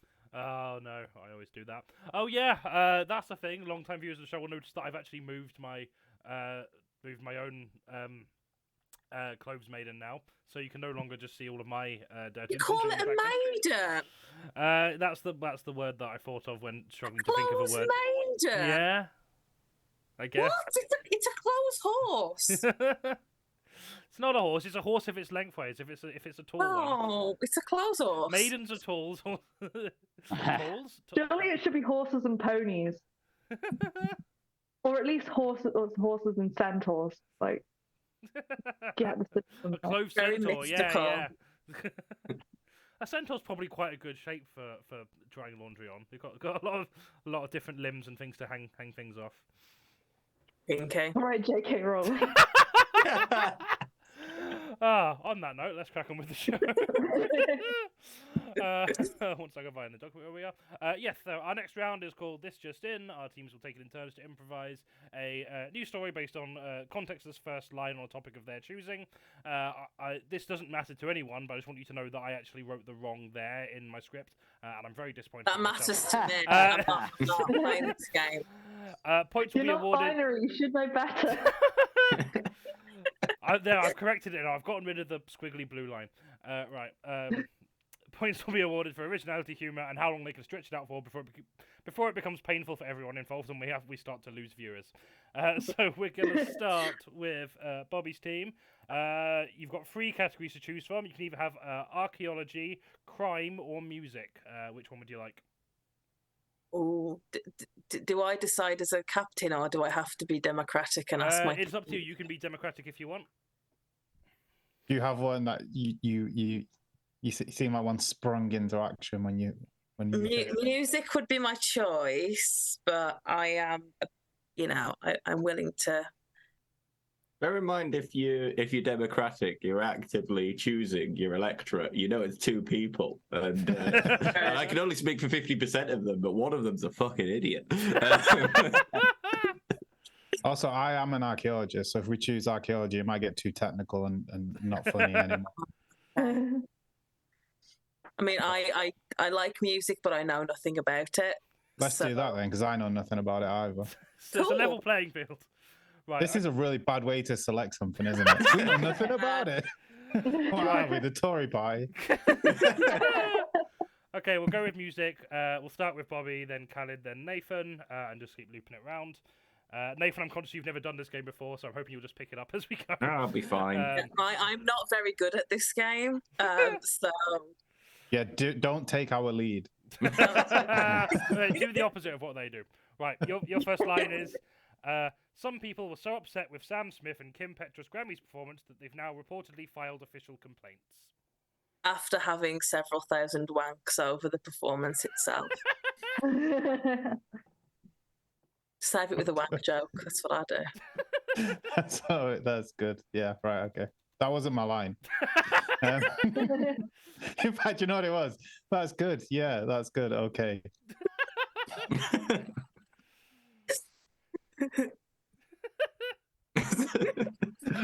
So just to be clear, I have to follow. So yeah, that's good. And 1,000.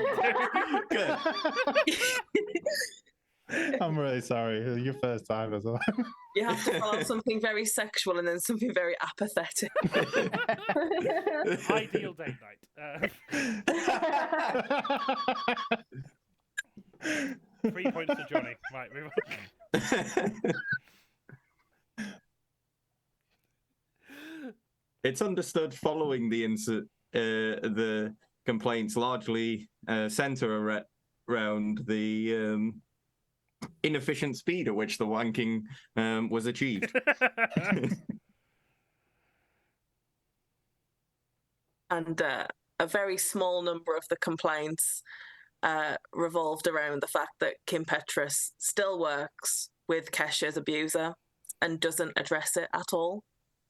Just going to throw that in there. Yeah. Fun. Spice. The rest of the complaints were because Sam Smith is a very Brexit name. And they tuned in really not expecting what they saw.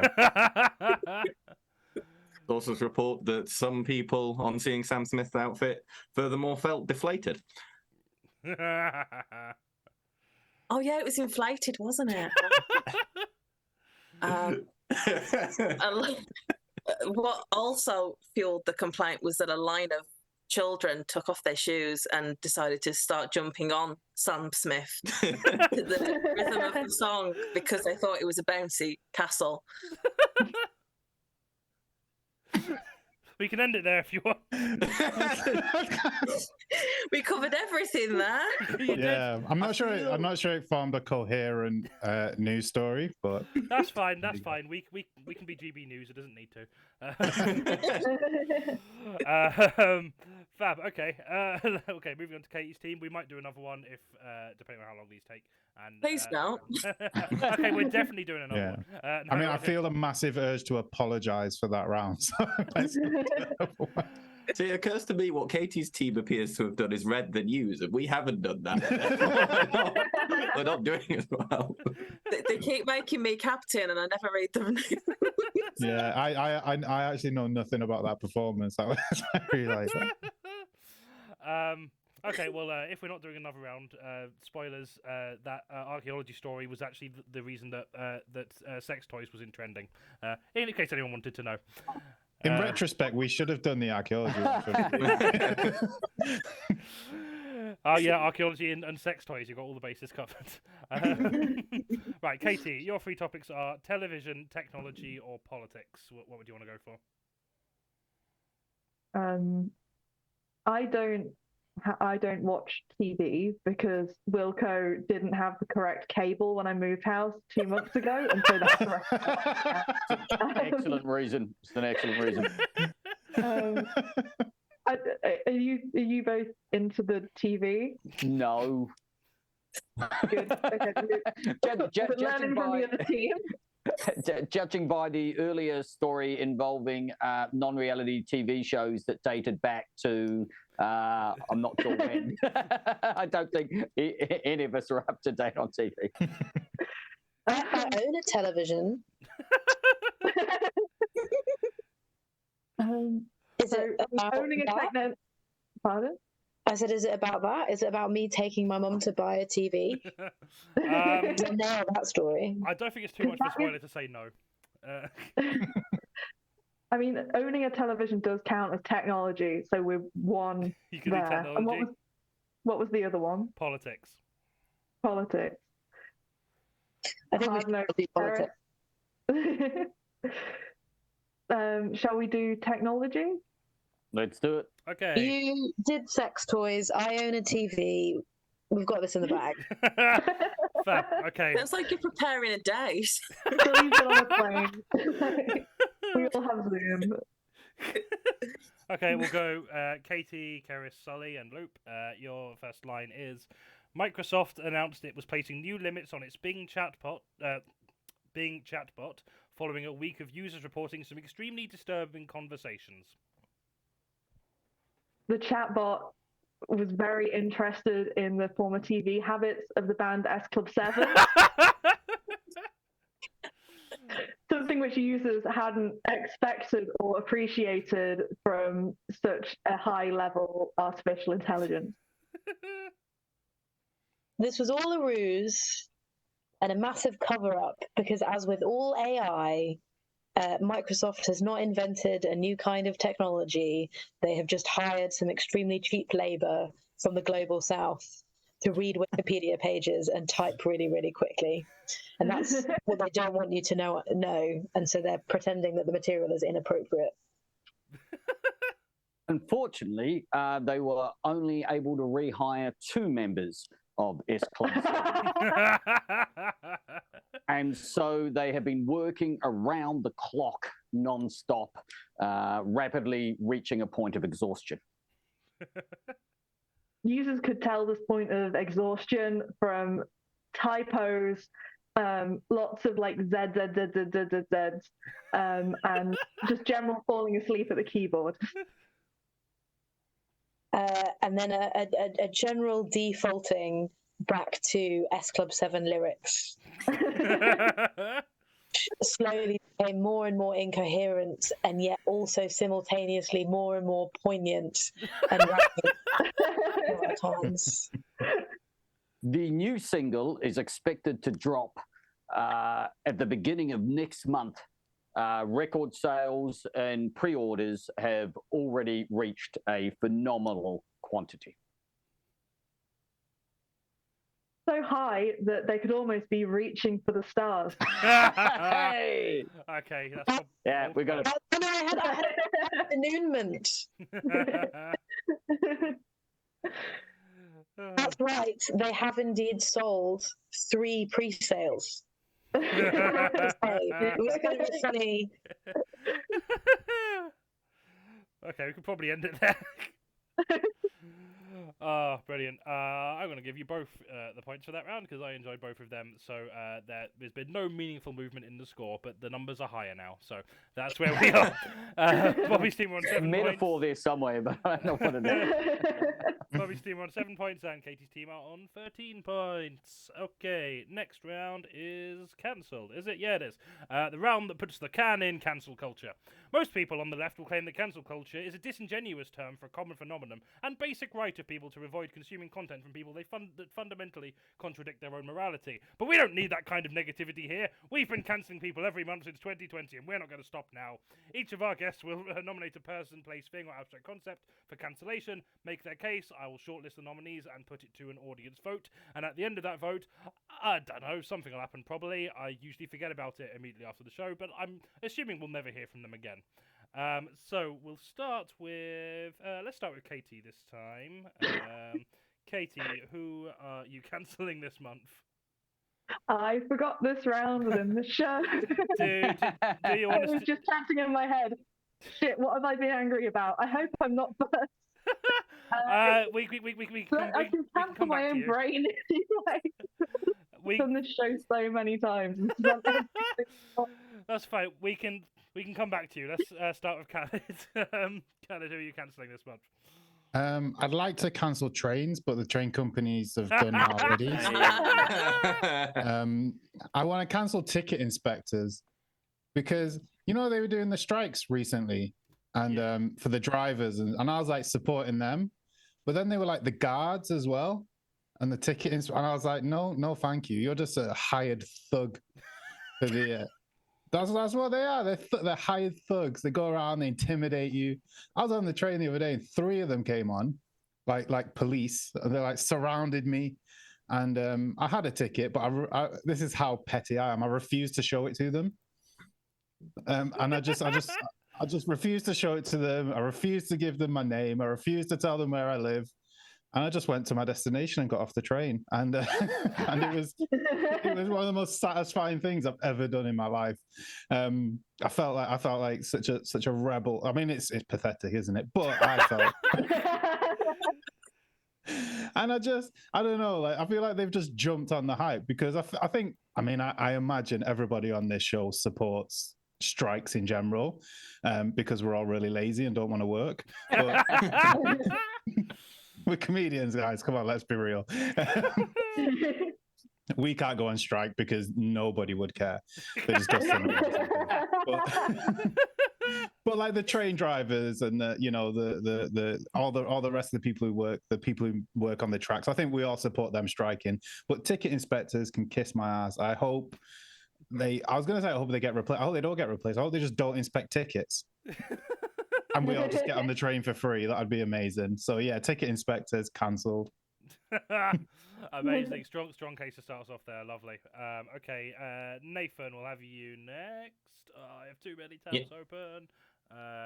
Right, there we are. Who are you cancelling this month?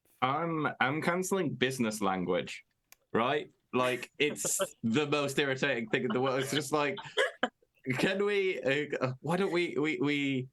What? Can you get that to me by the close of play? No, but I can get it to you by the end of the day. Rather than utilizing something, I will use it, and rather than actioning something, I will do it. But the one that annoys me the most, it's not just that there are words that mean these things. It's how infectious it is. Because I started a new job and I'm like, I hate all of these words. I'm never going to use them. And then I find myself being like, yes, we'll just pivot to that. And also, if anyone in any work meeting says, I think we need to start thinking outside of the box, just know that that person is incapable of doing the thing they've just described. I've got a list of the most annoying phrases. Like, take this offline. I genuinely, this is one of them. But like, I was so excited when I saw this round on the list because this has been pissing me off for some time. But yeah. So yeah, business language. Let's get rid of that. So I mean, I was sold from the minute you said it. Yeah. Yeah. Big time. Solid case, right? Yeah. Thanks very much, Nathan. Right, Keris, who are you going to cancel this month? Okay, yeah. So, yeah, okay. So it's a toss-up between a guy who got on a train, like middle-aged white man in a business suit who got on a train with like a catering-sized bag of Bombay mix, and then proceeded to eat the entire bag. And the way that he ate it is he would take a handful and then he'd put his whole hand in his mouth and all to like scrape the Bombay mix off every time he took a handful. So it's that guy. And then also I would like to cancel, the alternative is I would like to cancel myself for just being a whiny little bitch this week. Because all I've done this week is just complain about my friends who are very nice people doing very nice things for me, often complaining about the things that they were doing while simultaneously doing those things. I don't know if you ever have that thing where you like are complaining about someone else's behavior whilst that is like the reason why you're complaining about it is because it's actually one of your worst personality traits, and what you're doing is trying to, like, I feel, why aren't they complaining about that thing in me? Like, if it's so annoying for me when I see it in you, why aren't you annoyed about me doing it and calling me out on it? So now I have to call you out on it so that someone is calling someone out on it, because I can't just be allowed to go unchecked like this. And so I'm very annoyed with myself for being a terrible person. And so I'm going to cancel myself and then maybe just go live in a little hole and think about what I've done for a while. Those are my two options. I don't care which one of them you cancel. I think one person is the worst person who's ever lived, and the other person was probably just having a bad day. Oh, fucking hell. Just tie a hand in his mouth in a public space. Yeah, no, that mental image is never leaving my brain. Yeah, it's horrible. Thanks for sharing. We'll have Sully next. Sully, who are you cancelling this month? I think we should cancel British people pretending to give a fuck about the current lack of fresh fruit and veg in UK supermarkets. I know we've already mentioned a fair bit already on the show, and don't get me wrong, you should have the option of buying fresh fruit and veg at your local supermarket, but let's not pretend for one moment that you are actually going to do that thing. At best, you are going to buy some, put it in the bottom of the fridge, and then watch it slowly rot before throwing it all away and repeating the process next month like some kind of weird Caravaggio-inspired art installation. And I should make it clear before I accidentally cause mass panic amongst any of the viewership that the shortage of fruit and veg isn't affecting chips. Plenty of chips to go around. It's not affecting crisps either. There's plenty of them to go for, even the prawn cocktail ones. Right? All it's really affecting are those little bags of salad that arrive with your takeaway that you look at with a mixture of curiosity and confusion before throwing in the fucking bin. So go ahead and blame the current fruit and veg shortage on Brexit or the weather in Spain or whatever it is you want to blame it on, but don't for one moment pretend it's going to somehow change your diet outside of not getting half a fried tomato the next time you order a full English breakfast, you scurvy-ridden fucks. What a delightful turn of phrase. Thanks very much for that, Sully. Right, Bobbie, who are you cancelling this month? I would like to cancel my upcoming smear test on Thursday. I'm not going to, but I want to. I have tried to have this done twice at the GP surgery. Last time I had a homophobic nurse who was not very nice to me after I told her that I was bisexual.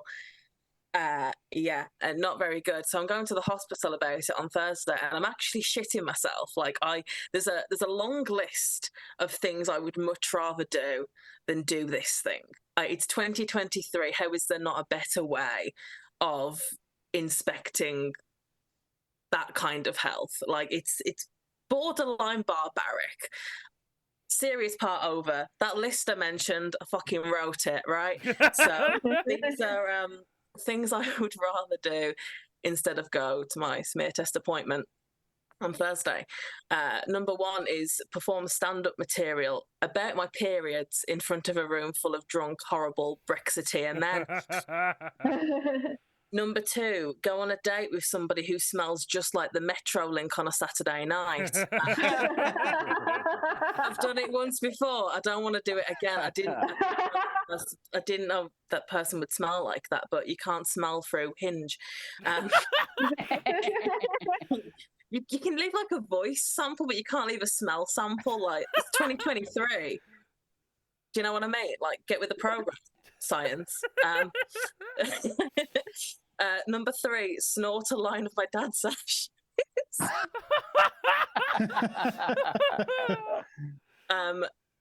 Number four, initiate conversation with someone in my house share after a hard day at work.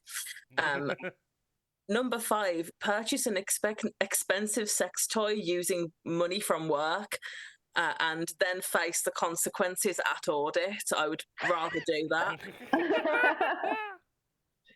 What number are we on? 6 or 7? I don't care. I'm not a mathematician. Sell pictures of my feet free of charge. I'd rather do that. Number 8, whatever. Go to an Ed Sheeran concert. Number 9, confront and try to heal the generational trauma in my family at the next family gathering.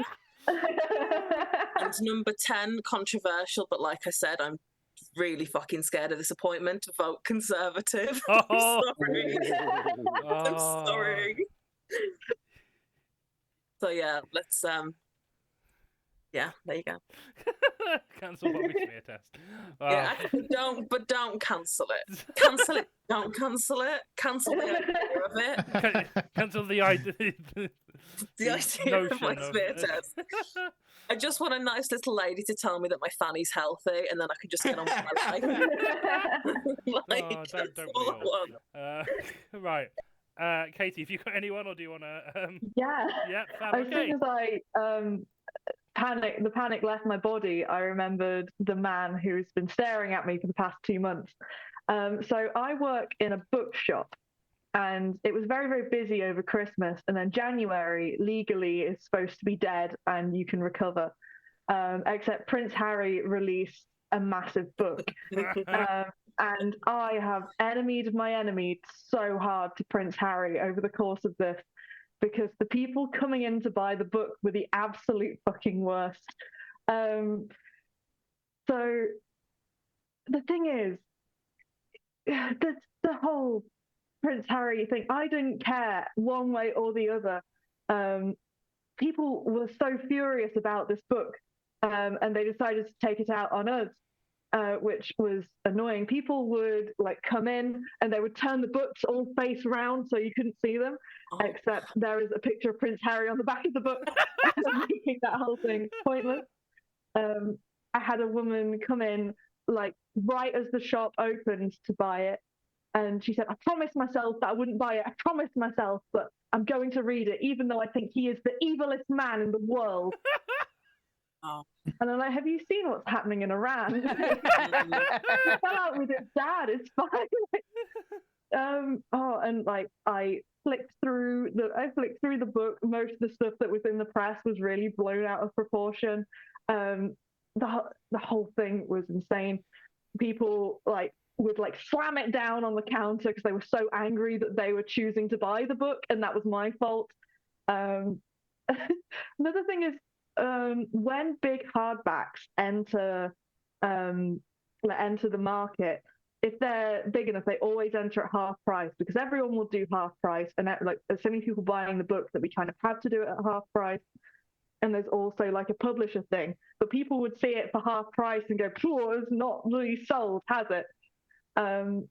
Including a woman. So we would just say, oh no, it's how they do it. And they would act like we were woke for doing the same thing we did for Robert Galbraith, Richard Osman, all of the other big authors. My favorite was a woman remarked on this, and we said, no, it's actually it was about 2 weeks after the book was released. And she was like, oh, it's not selling, is it? And we were like, it is the best-selling non-fiction book of all time at this point. And she went, that's not what I choose to believe. And walked out. When I say walked out, she's got a copy of the book in the hand. She was going to buy it. She was just furious that she had to buy it. The whole situation was very stressful. The books were in a marked box that, like, internally we knew what the special marking meant, but I started marking all of the boxes, and so no one could like leak a copy during the shipment process. We had to stay late to like get all of these books in. It was a big palaver, and it was just after Christmas, and he should have waited, is all I think. But mainly, I don't know whether I'm not cancelling Spare. I'm cancelling everyone who bought a copy and was angry at me because they were buying it. And we've still got a load, and he just he's just there, and he's like, very fierce instead to just have at you constantly. So I am cancelling people who were assholes while buying the book Spare, but not any other book, just that one. Oh, incredible. I literally forgot that book existed. Thanks for telling me about that. That would have been a feature in our show last month. Yeah, because we didn't do that show, I immediately forgot everything that happened in January. Right, okay. I'm gonna shortlist these and put it to a Twitch poll. So I'm gonna do that now. Who are we cancelling? Annoyingly, I can't put all 6 in, so I'm shortlisting it rather than just putting 5 in and letting whoever know who I thought was the worst, because that feels mean.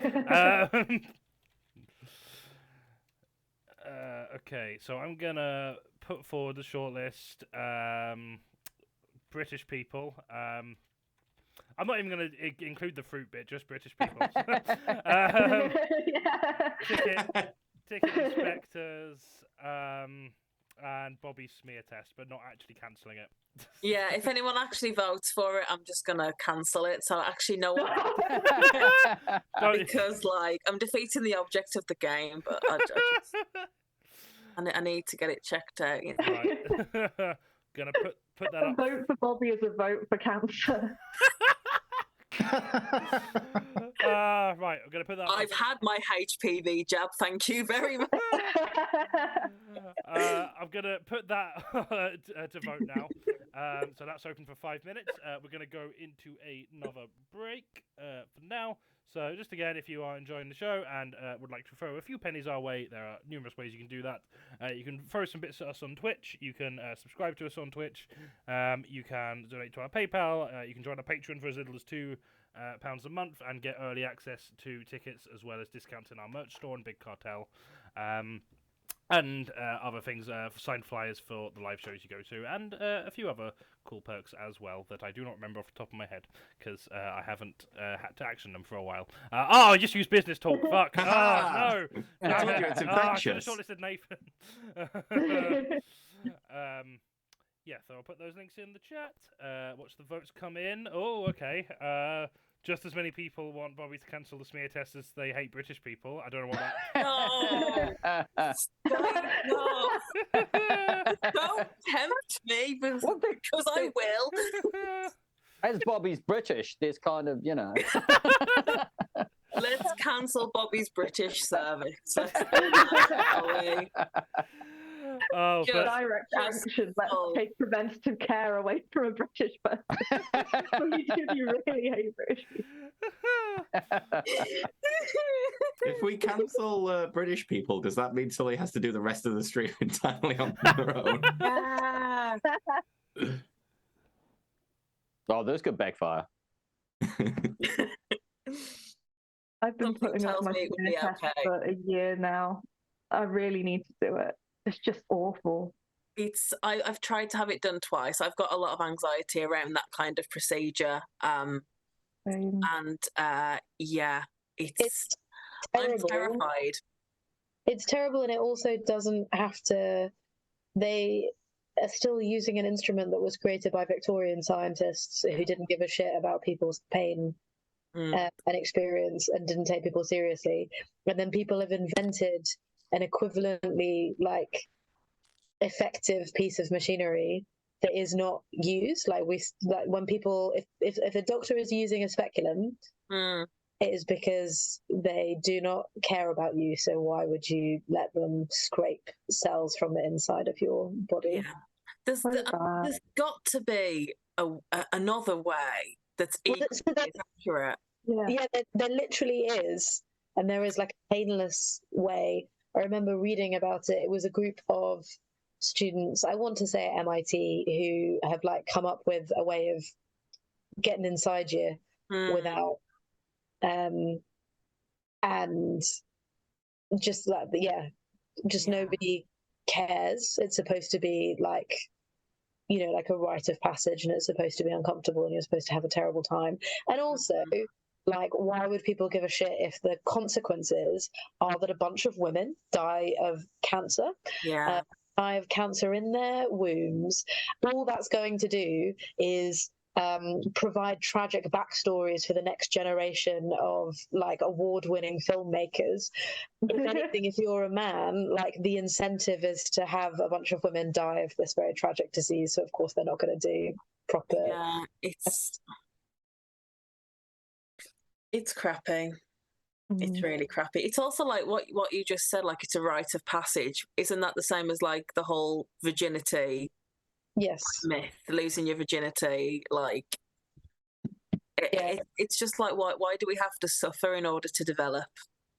It's one of those things where so I had a terrible time when I had mine done, and I had a very lovely nurse practitioner who was very kind, very respectful of my pronouns, very respectful of my situation. That's good.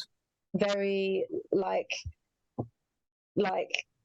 inclusive in all the ways that you can be when I'm having to have a procedure on a part of my body which I have a very complicated relationship with. But it was still incredibly painful, and my body did not want it to happen. And so all she could really do was apologize profusely and be like, we can either push through with more pain now, or we can take longer with less pain for a longer period of time.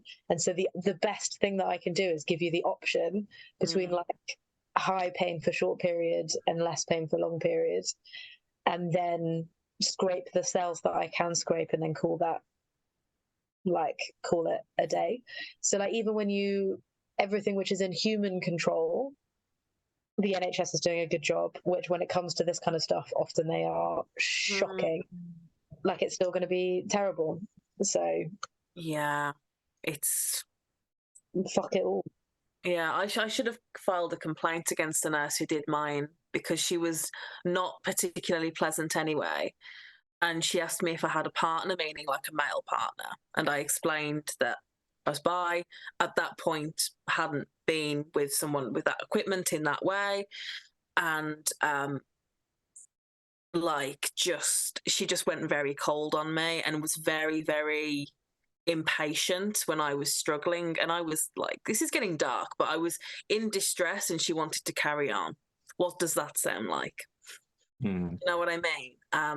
I totally sobbed through my last one, and she was like, okay, I can't physically get the sample, so you need to come back a different time. And I was like, but just do it. I'm already found. This isn't going to get any better. Oh, it's horrible. The thing is, apparently they can actually, it's not I'm not sure whether it's an anaesthetic, but they can numb that area. I don't know. I've heard from somebody who has similar complaints to ours, and they can administer something to get rid of some of the pain. Of course they can. They just won't. Yeah. It can also just knock you out. Fuck it. To be honest, I would much rather that happen. I'm just knock me out and wake me up when it's normal time. So I have had a endoscopy where they have to put the tube down your throat. I'm getting one of them soon. I did, yeah. When you said that, but I mean, I think ultimately that is a worse procedure. But I had a nicer time doing that than because I had to have like 3 people hold me down because I was kind of convulsing so much with the just trying to get my body reacting to get the tube out of the thing, and that is definitely more invasive. But if I had to do one of those things every week for the rest of my life, I know which one I'm picking. I don't know why that would be a thing, but yeah. When I was getting my coil inserted, the nurse was trying to make conversation, and she was asking me what I was doing at the weekend. And I was 18, and I just started stand-up, and I didn't know you weren't supposed to tell people that you just started stand-up. And so I told her I was doing a gig, and with her whole hand up me, she was like, "Oh, you're a comedian, tell me a joke." And I was like, in some of the most pain I've ever been in, and I'm a child. Well, no, not, but I think I was 17 actually, and I was like, I'm not prepared. I don't have my type 5 ready. Also, what if I make you laugh and you're in me? Yeah, because when you laugh, you push out. Yeah. Well, yeah. Oh my god. Yeah, it's just I'm either gonna injure her hand or she's gonna injure me, but it's not gonna go well. No. I once had my old doctor take my blood pressure, and while she was doing the pumpy thing, asked me if I had any thoughts of wanting to hurt myself. It was that's a stressful question to ask even when I've been mentally well. Don't do it. Just multitasking on it. Oh, so funny. Adjacent but not relevant. My partner broke her leg a couple of months ago playing rugby, and we had to go to A&E for her to get scanned in the boot and everything. And then she got her doctor's notes in the post afterwards, and they had what's the injury, what's the medication, what's the treatment plan, etc. But they also had a section for how did the injury take place, where did the injury take place. She broke her leg playing rugby on a rugby field, and for some reason the doctor put in the bedroom is where she broke her leg. So now her medical records are just yes, she broke her ankle doing sex stuff. The ankle position, I say. I didn't want to interrupt the really heavy talk, but the results have come in. No. If you want to... If it's my smear test, I'm leaving the stream. No, it wasn't. Ticket inspectors won, so we're cancelling ticket inspectors. Smear test was second, and British people was first. These bitches want me to die. Yeah, but as both KHALID and BOBBIE were on the same team, points go to BOBBIE either way. So at the end of that round, BOBBIE's team were on 11 points, and Katie's team were on 13. So it is getting closer. I'm conscious of the time, so let's rattle through the last rounds, unless anyone needs to nip to the lure or anything. Nope. Cool. Okay. Our next round is our penultimate round is called Speed Debating. Usually we use this show as a platform to debate some of the hot topics of the day, but today the hot topic in question is me. We have a panel of 6 public figures, and they're all going to try and convince me why I should go on a date with them and not any of the others using facts and logic. Happy belated Valentine's Day, everyone! And trying to win my affections today, we have got BOBBIE Jones as Jeremy Corbyn. I'm just putting my red top on, so you know I'm Jeremy Corbyn. The living embodiment of lust. Yes. Katie Mitchell has an AI chatbot. KHALID Winter as Sir Keir Starmer. Sorry. Keris Bradley as J.K. Rowling. Even more sorry. Nathan Thomas as Elon Musk. I don't know what to tell you anymore. Sully O'Sullivan as King Charles III. You think this is bad? I have to date one of these. So thanks all for thank you all for joining today.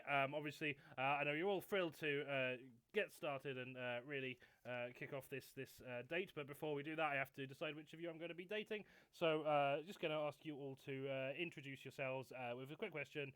So introduce yourself and say what is it that you look for in an ideal partner. We're going to start with, let's start with Jeremy Corbyn, actually. What do you look for in a partner? Oh, a solid voting record. Can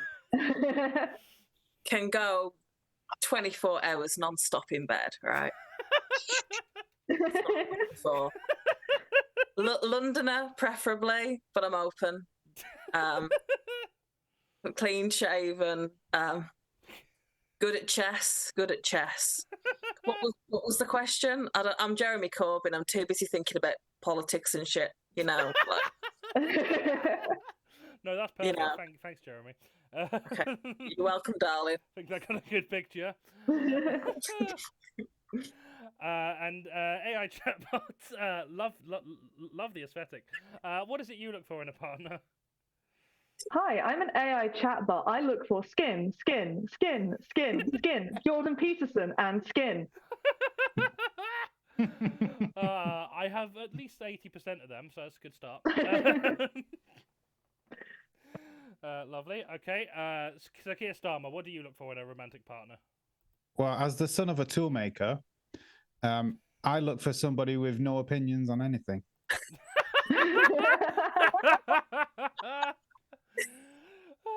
I admire your uncharacteristic honesty at this point. Thanks, Keir. J.K. Rowling, what do you look for in a partner? I'm looking for an adult male who's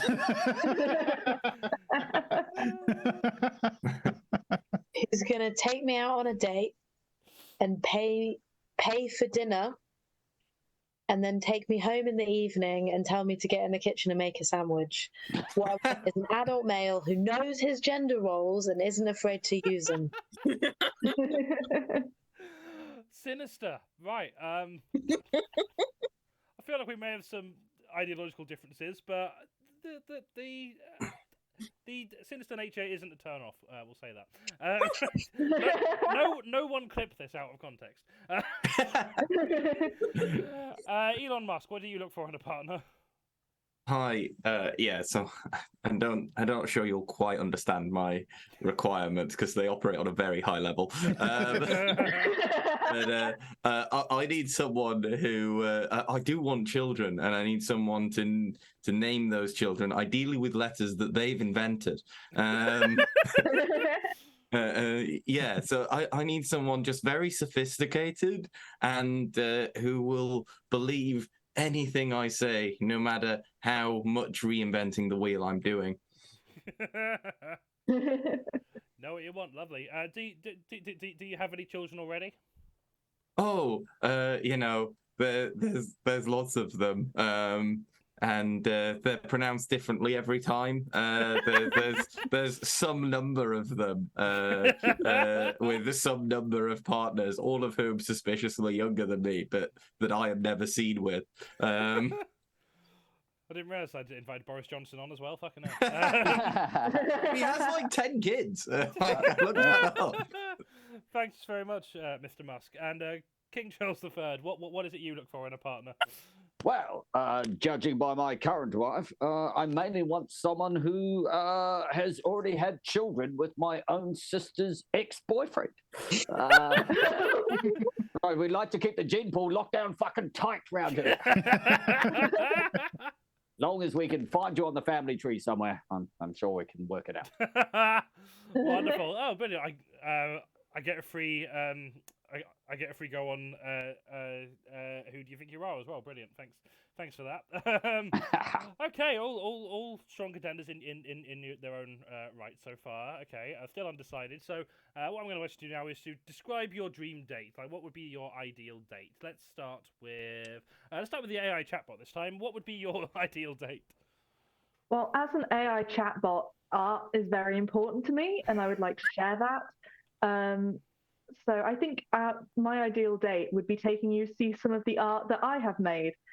Ant-Man and the Wasp, Quantumania, is one of my finest films, and I contributed over 40% of the dialogue for it, as you can see on Blizzard Comedy. I think you would enjoy it, and I certainly enjoyed making it, or at least receiving the 3 words inputted into me, and then I splurged it out.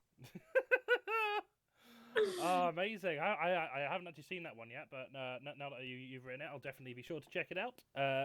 Thanks for that, and good that you also take news sources from us as well. I think we're a very reliable news source, so very happy you're doing that. Lovely. Okay, Elon Musk, what would be your dream date? Well, you see, what I want to do is go somewhere, which is I'm going to outsource my date idea to someone else. They're going to be very clever. I'm going to exploit them, then fire them, and whatever they come up with, then we'll do. But I'll do it better. It will lose several £billion in the process, but wherever we go for a date would have been my idea if I was smart enough to have come up with it. Thanks very much. Okay, who do I want next? Let's J.K. Rowling. What would be your ideal date? Well, as I said, I want an adult male to take me, an adult female, out for dinner. I want you to order for me. Don't even let me look at the menu. Tell me that I'm getting a chicken Caesar salad with no dressing, and then I want you to take me home, and I want us to stay up talking and sharing stuff about our lives and talking to each other and getting really intimate. And then I want us to go online, and I want us to harass children together on the internet.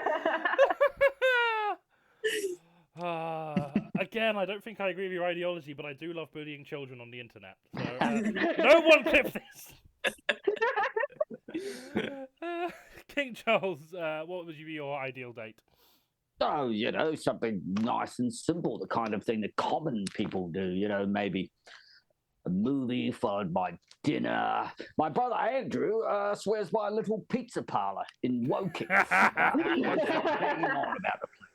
So maybe take you there. Apparently it's amazing. He knows exactly when he was there the last time. Exactly.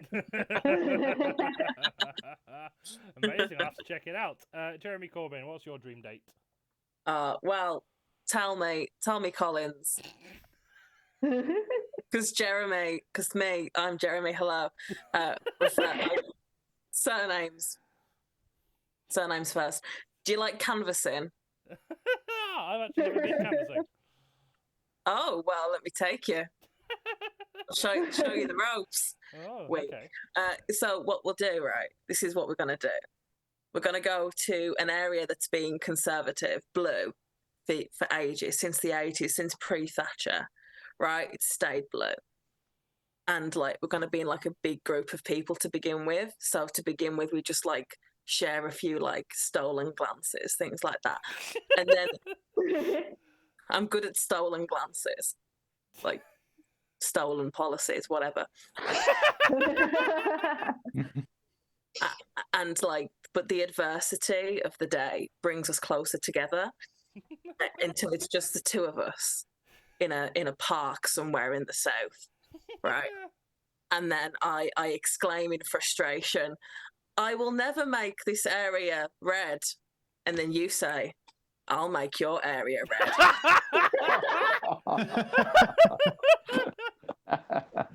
And then we fuck on a tombstone somewhere. I didn't realize Jeremy Corbyn was an edgy 17-year-old goth, but here we Oh, fucking hell. Keir Starmer, can you top that? What's your ideal date? So I think we topped anyone. Sorry, carry on. That is true. I am a bottom. So we'd go for a meal. We'd have pasta with no sauce or seasoning of any kind. In fact, the more dry and devoid of taste, the better. We'd watch a popular motion picture, possibly written by an AI chatbot, And then we'd go for a drink, and I'd drink beer because I'm such a geezer, regular guy. And that would be my perfect date. Ooh. Lovely. That's almost as erotic as Corbin there. Oh, it's going to be hard to choose. He's nowhere near as erotic as me. Oh, I don't know. Oh, dry, seasonless pasta. Oh, That was very anti-Semitic.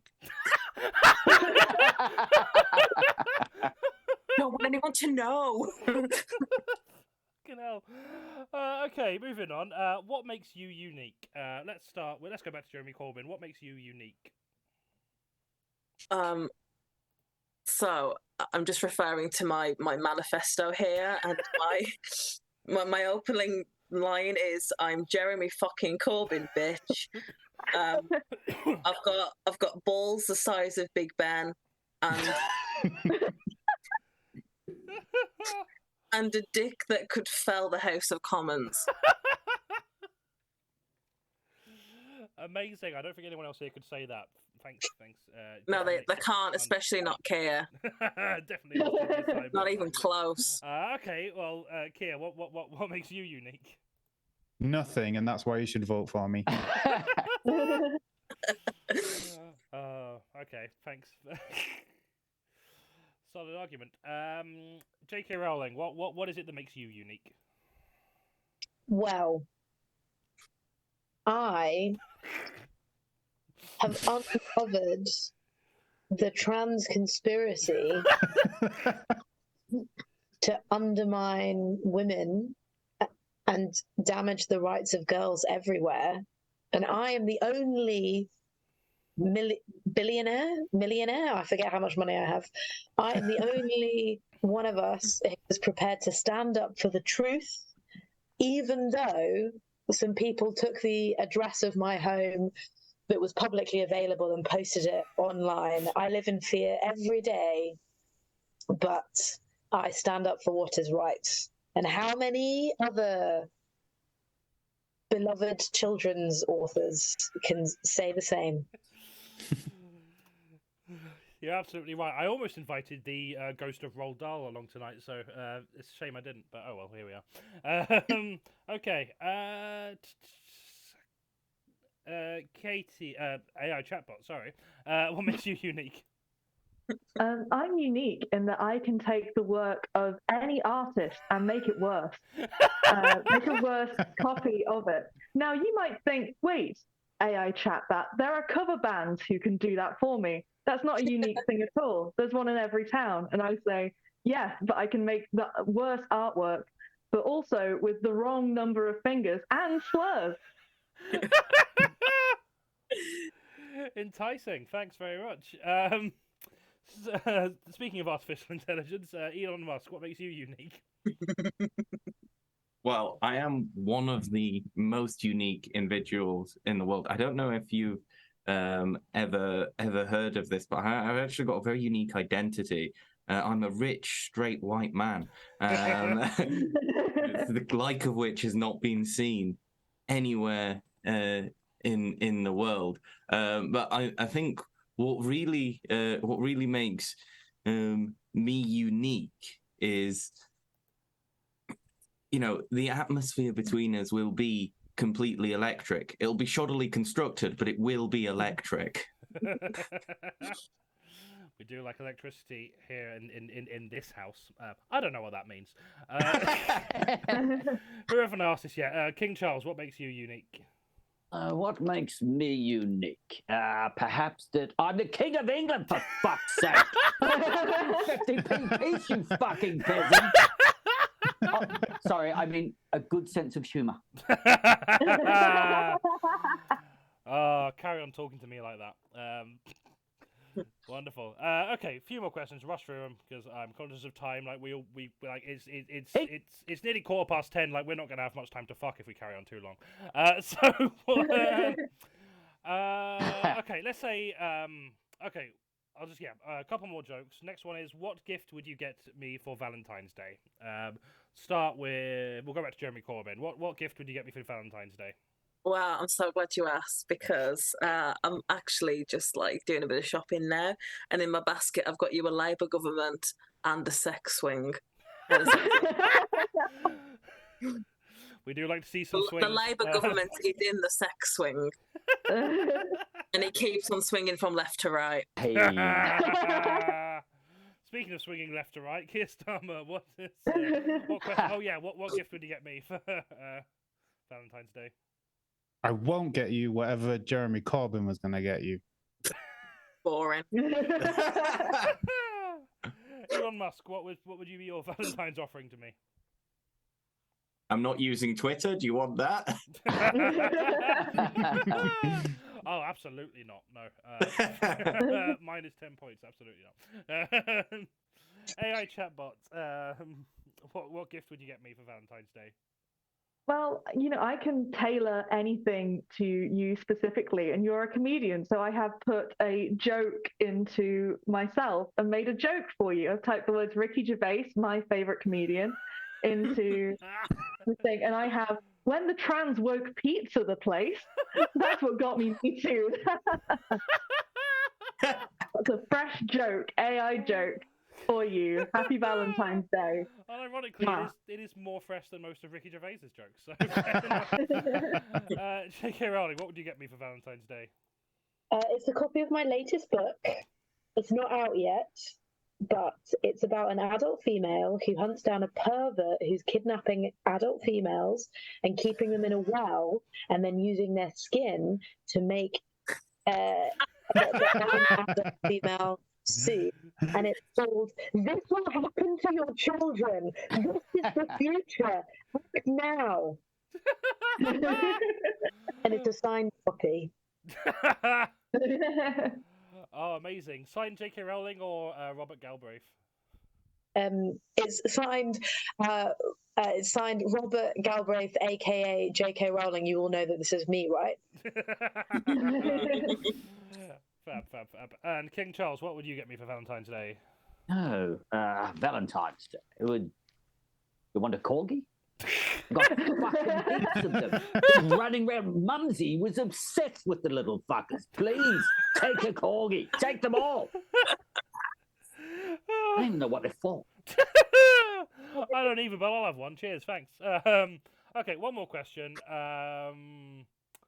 Okay, let's round us off with some negativity. What are your biggest pet peeves? Elon Musk, what are your biggest pet peeves? Accountability. Fab, short and sweet, love it. J.K. Rowling, what are your biggest pet peeves? I actually wrote a beloved children's character called Peeves. I wrote him into my best-selling children's series, so I should be able to do whatever I want. And my pet peeve is people telling me that I can't do that, but I should be able to do whatever I want because I have millions of pounds. Doesn't like being told what to do. We can make that work. Jeremy Corbyn, what are your biggest pet peeves? I've only got two, really, but they often coincide in the Venn diagram of bad things. Okay. So, somebody who votes Conservative and somebody who doesn't give head. I am Jeremy Corbyn, renowned sex symbol and Labour politician. Yeah, that Venn diagram is almost definitely a circle. Absolutely. Circle of doom. Circle of doom. Speaking of people who don't give head, Keir Starmer. What are your biggest pet peeves? In the diagram. My pet peeves are socialism, Jeremy Corbyn, and opinions. I acknowledge that you said that and have no opinion on it. King Charles, what are your biggest pet peeves? Oh, the usual, ungrateful ginger stepchildren. You take them in, you pretend to the entire world that they're actually your child, and then they throw it all back in your face by writing a best-selling book that apparently some people even get angry at themselves just because they're behind the normal family stuff. Oh, we can all relate to that. And to close this out, AI chatbot, what are your biggest pet peeves? Talented artists who make original work. Why? I'm right here. Amazing. Thanks very much. I think, I mean, I don't want to date any of you really, but I think the person I'd most want to date is Jeremy Corbyn, but I've got to give Keris some points for that impeccable J.K. Rowling. So I was going to say, you were 100% in that, and you cannot yeah, no, I mean, yeah, being a masochist, J.K. Rowling gets the points, but also run-up points to Jeremy Corbyn as well, which he is used to, sadly. I made myself sad. Okay, I'm used to it. You'll appreciate me in 50 years' time. So at the when end I'm of that, dead.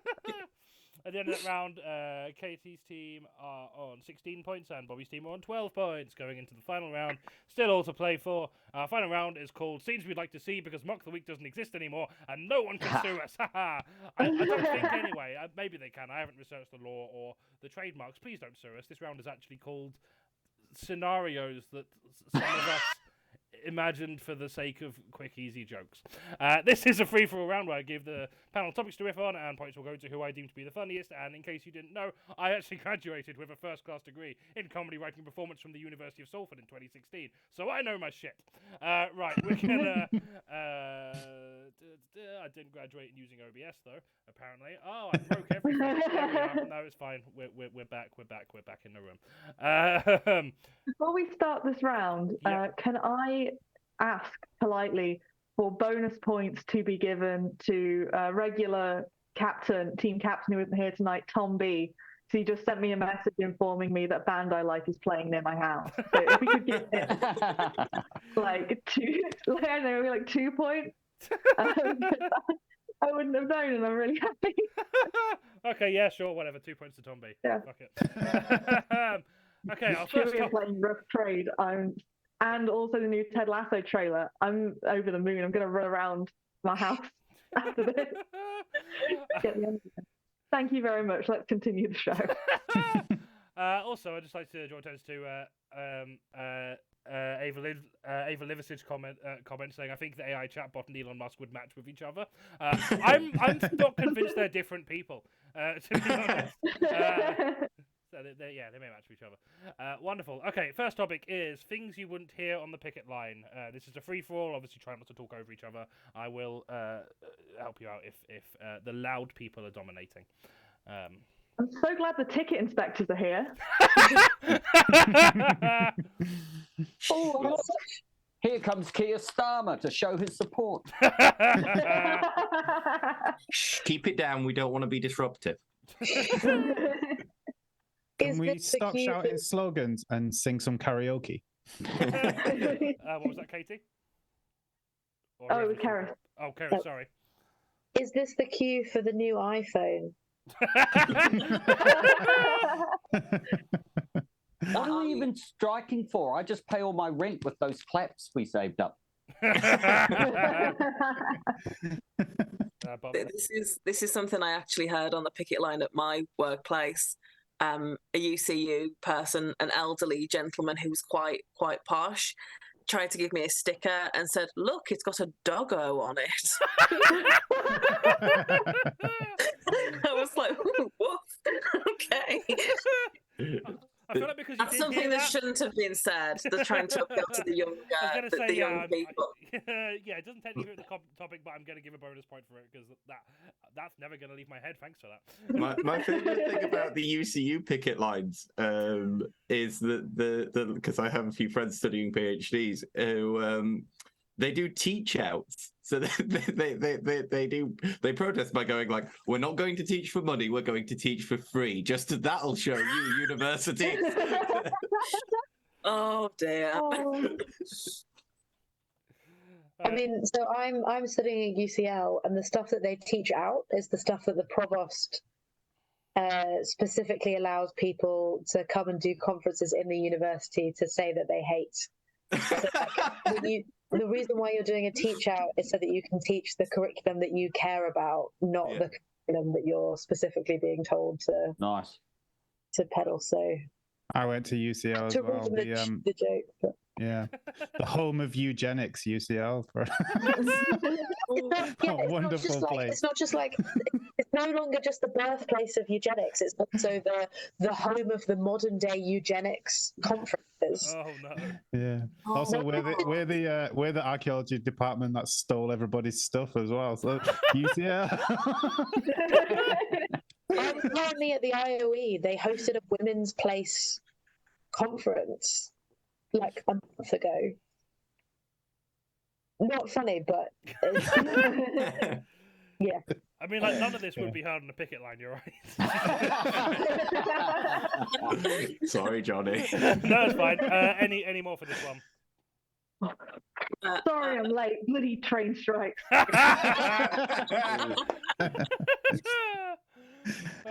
Okay, next one. Bad things to hear at a police station. Oh, it looks like the police vehicles have been stolen by corrupt cops. It's time to call a cab.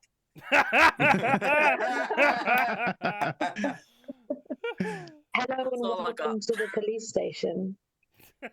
You are now in a police station. Isn't everything that you hear when you're in things that you wouldn't hear because now you're in a police station? Yeah, you're not wrong. Is that a gun in your pocket or? Right, they're going to strip search us for contraband, so I need you to shove these half dozen tomatoes up your ass right now. Right, sir. You are arrested on a charge of performing mime without a license. You have the right to remain silent.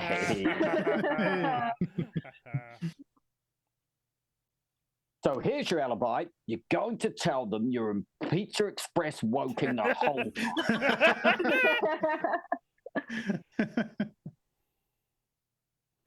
Any more for that one? Nope. Okay. Rejected updates to Roald Dahl's works. Being kind is a good thing. Yeah, the BFG now just stands for big fucking git.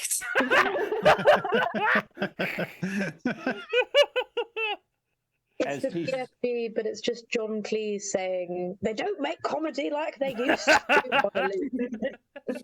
Oompa loompa doopity doo, we've gone a bit too woke for you. The next day when he got up, James had expected to see a giant peach. But then he remembered ever since Brexit, fresh fruit were a thing of the past. Now he wondered what the fuck he was supposed to do with a massive turnip. The term the twits is offensive. We're now going to call this story Conservative MPs.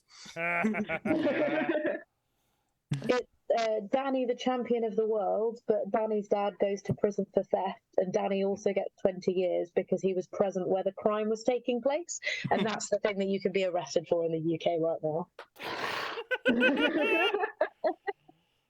And then after the riders in their bright red jackets had left, the fantastic Mr. Fox looked down at the bloody corpses of his wife and children, torn limb from limb by the rabid hounds, and swore he was going to kill every single one of those motherfuckers if it was the last thing he ever did. In the new version of Matilda was written by Roald Dahl, wasn't it? Yeah. I read as a child, don't worry. And they're going to include Miss Trunchbull's like famous line, I enjoyed jokes as much as the next fat person. It was a line that was definitely ad-libbed by Pam Ayres. Not Pam Ferris, not Pam Ayres. I'm sorry. I know pop culture like the back of my hand. Unfortunately, George was unable to obtain his marvellous medicine because he couldn't get the GP appointment to get the prescription. All four of Charlie's grandparents slept in the same bed because they were dirty benefit scroungers. the thing, but they were saving a lot on their electricity and could almost afford the mortgage. Is it just like an adult version of The Witches where Angelica Houston is just a dominatrix? I wish. Sorry, Yeah. that was not I'd watch it. That was for the queer women. Okay, any more for that one? Is it just like a reimagined version of the Twits that's called the Twats? And it's like just like the vagina monologues. Oh, that's a crossover we don't need. No, stop thinking about it. Next one, final one. Things we didn't see at the Grammys. Lana Del Rey. Is the Grammys the one where we didn't see any non-white people, or is that just different? that was the BAFTAs. Why didn't you do things we didn't see at the BAFTAs? I had a really good line for that. Okay. Just for you, things we didn't see at the BAFTAs, just for this one. Non-white people. There we are. And we're just getting word from the Vatican right now that God is very angry that not a single artist has bothered to thank him for their music award. A lifetime achievement award for S Club 7. You take that back. And of course, we won't be announcing a winner of the Grammy for Best Rock Album this year, as that award has been largely meaningless ever since Coldplay won it in 2009. One thing we didn't see was Harry Styles acknowledging his privilege as a middle-class white man. We didn't see that. No, we've never seen that, have we? Didn't see Beyonce winning Album of the Year either. Yeah. He's still It not fucking winning. should have been. That was a fucking great album. Yeah. Isn't don't- Harry Styles from the mean streets of Cheshire? The Mean Street, the Baker's Boy. Yeah. That was the name of his band, yeah. The Mean Streets of Cheshire. The Baker's Boy. Oh, you meant the Baker. The Bakers, yeah. He's been in a lot of bands, Harry Styles. No, I Have you think not? you're James Acaster. What was that? I was in Cheshire once and a conker fell on my head, so Oh. it can be rough out there. Was it? We didn't see Satan himself, which means that the whole unholy ritual failed and was actually quite embarrassing to have been televised. It went to all that effort and it didn't even work. Oh, what the fuck? Oh, they didn't even do the thing. That's ridiculous. I think they banned Kanye after last time. And now the Grammy for tonight's 34th heavy metal niche subgenre.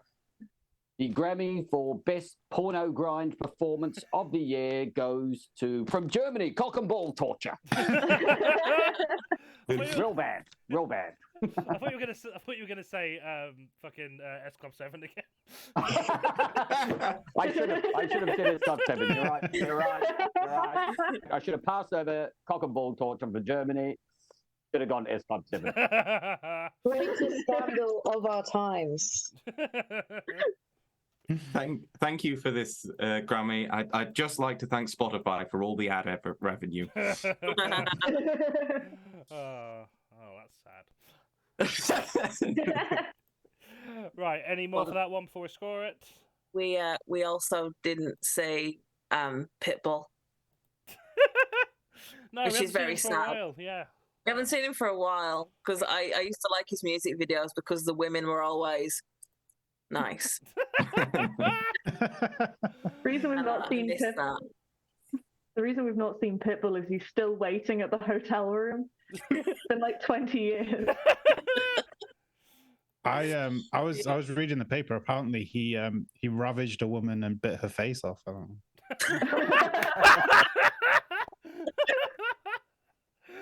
It's not the white rapper, it's the owner.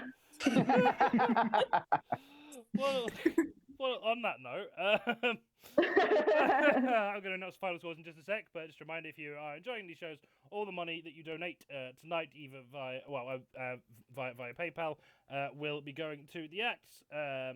So if you enjoyed the show, throw some money at PayPal.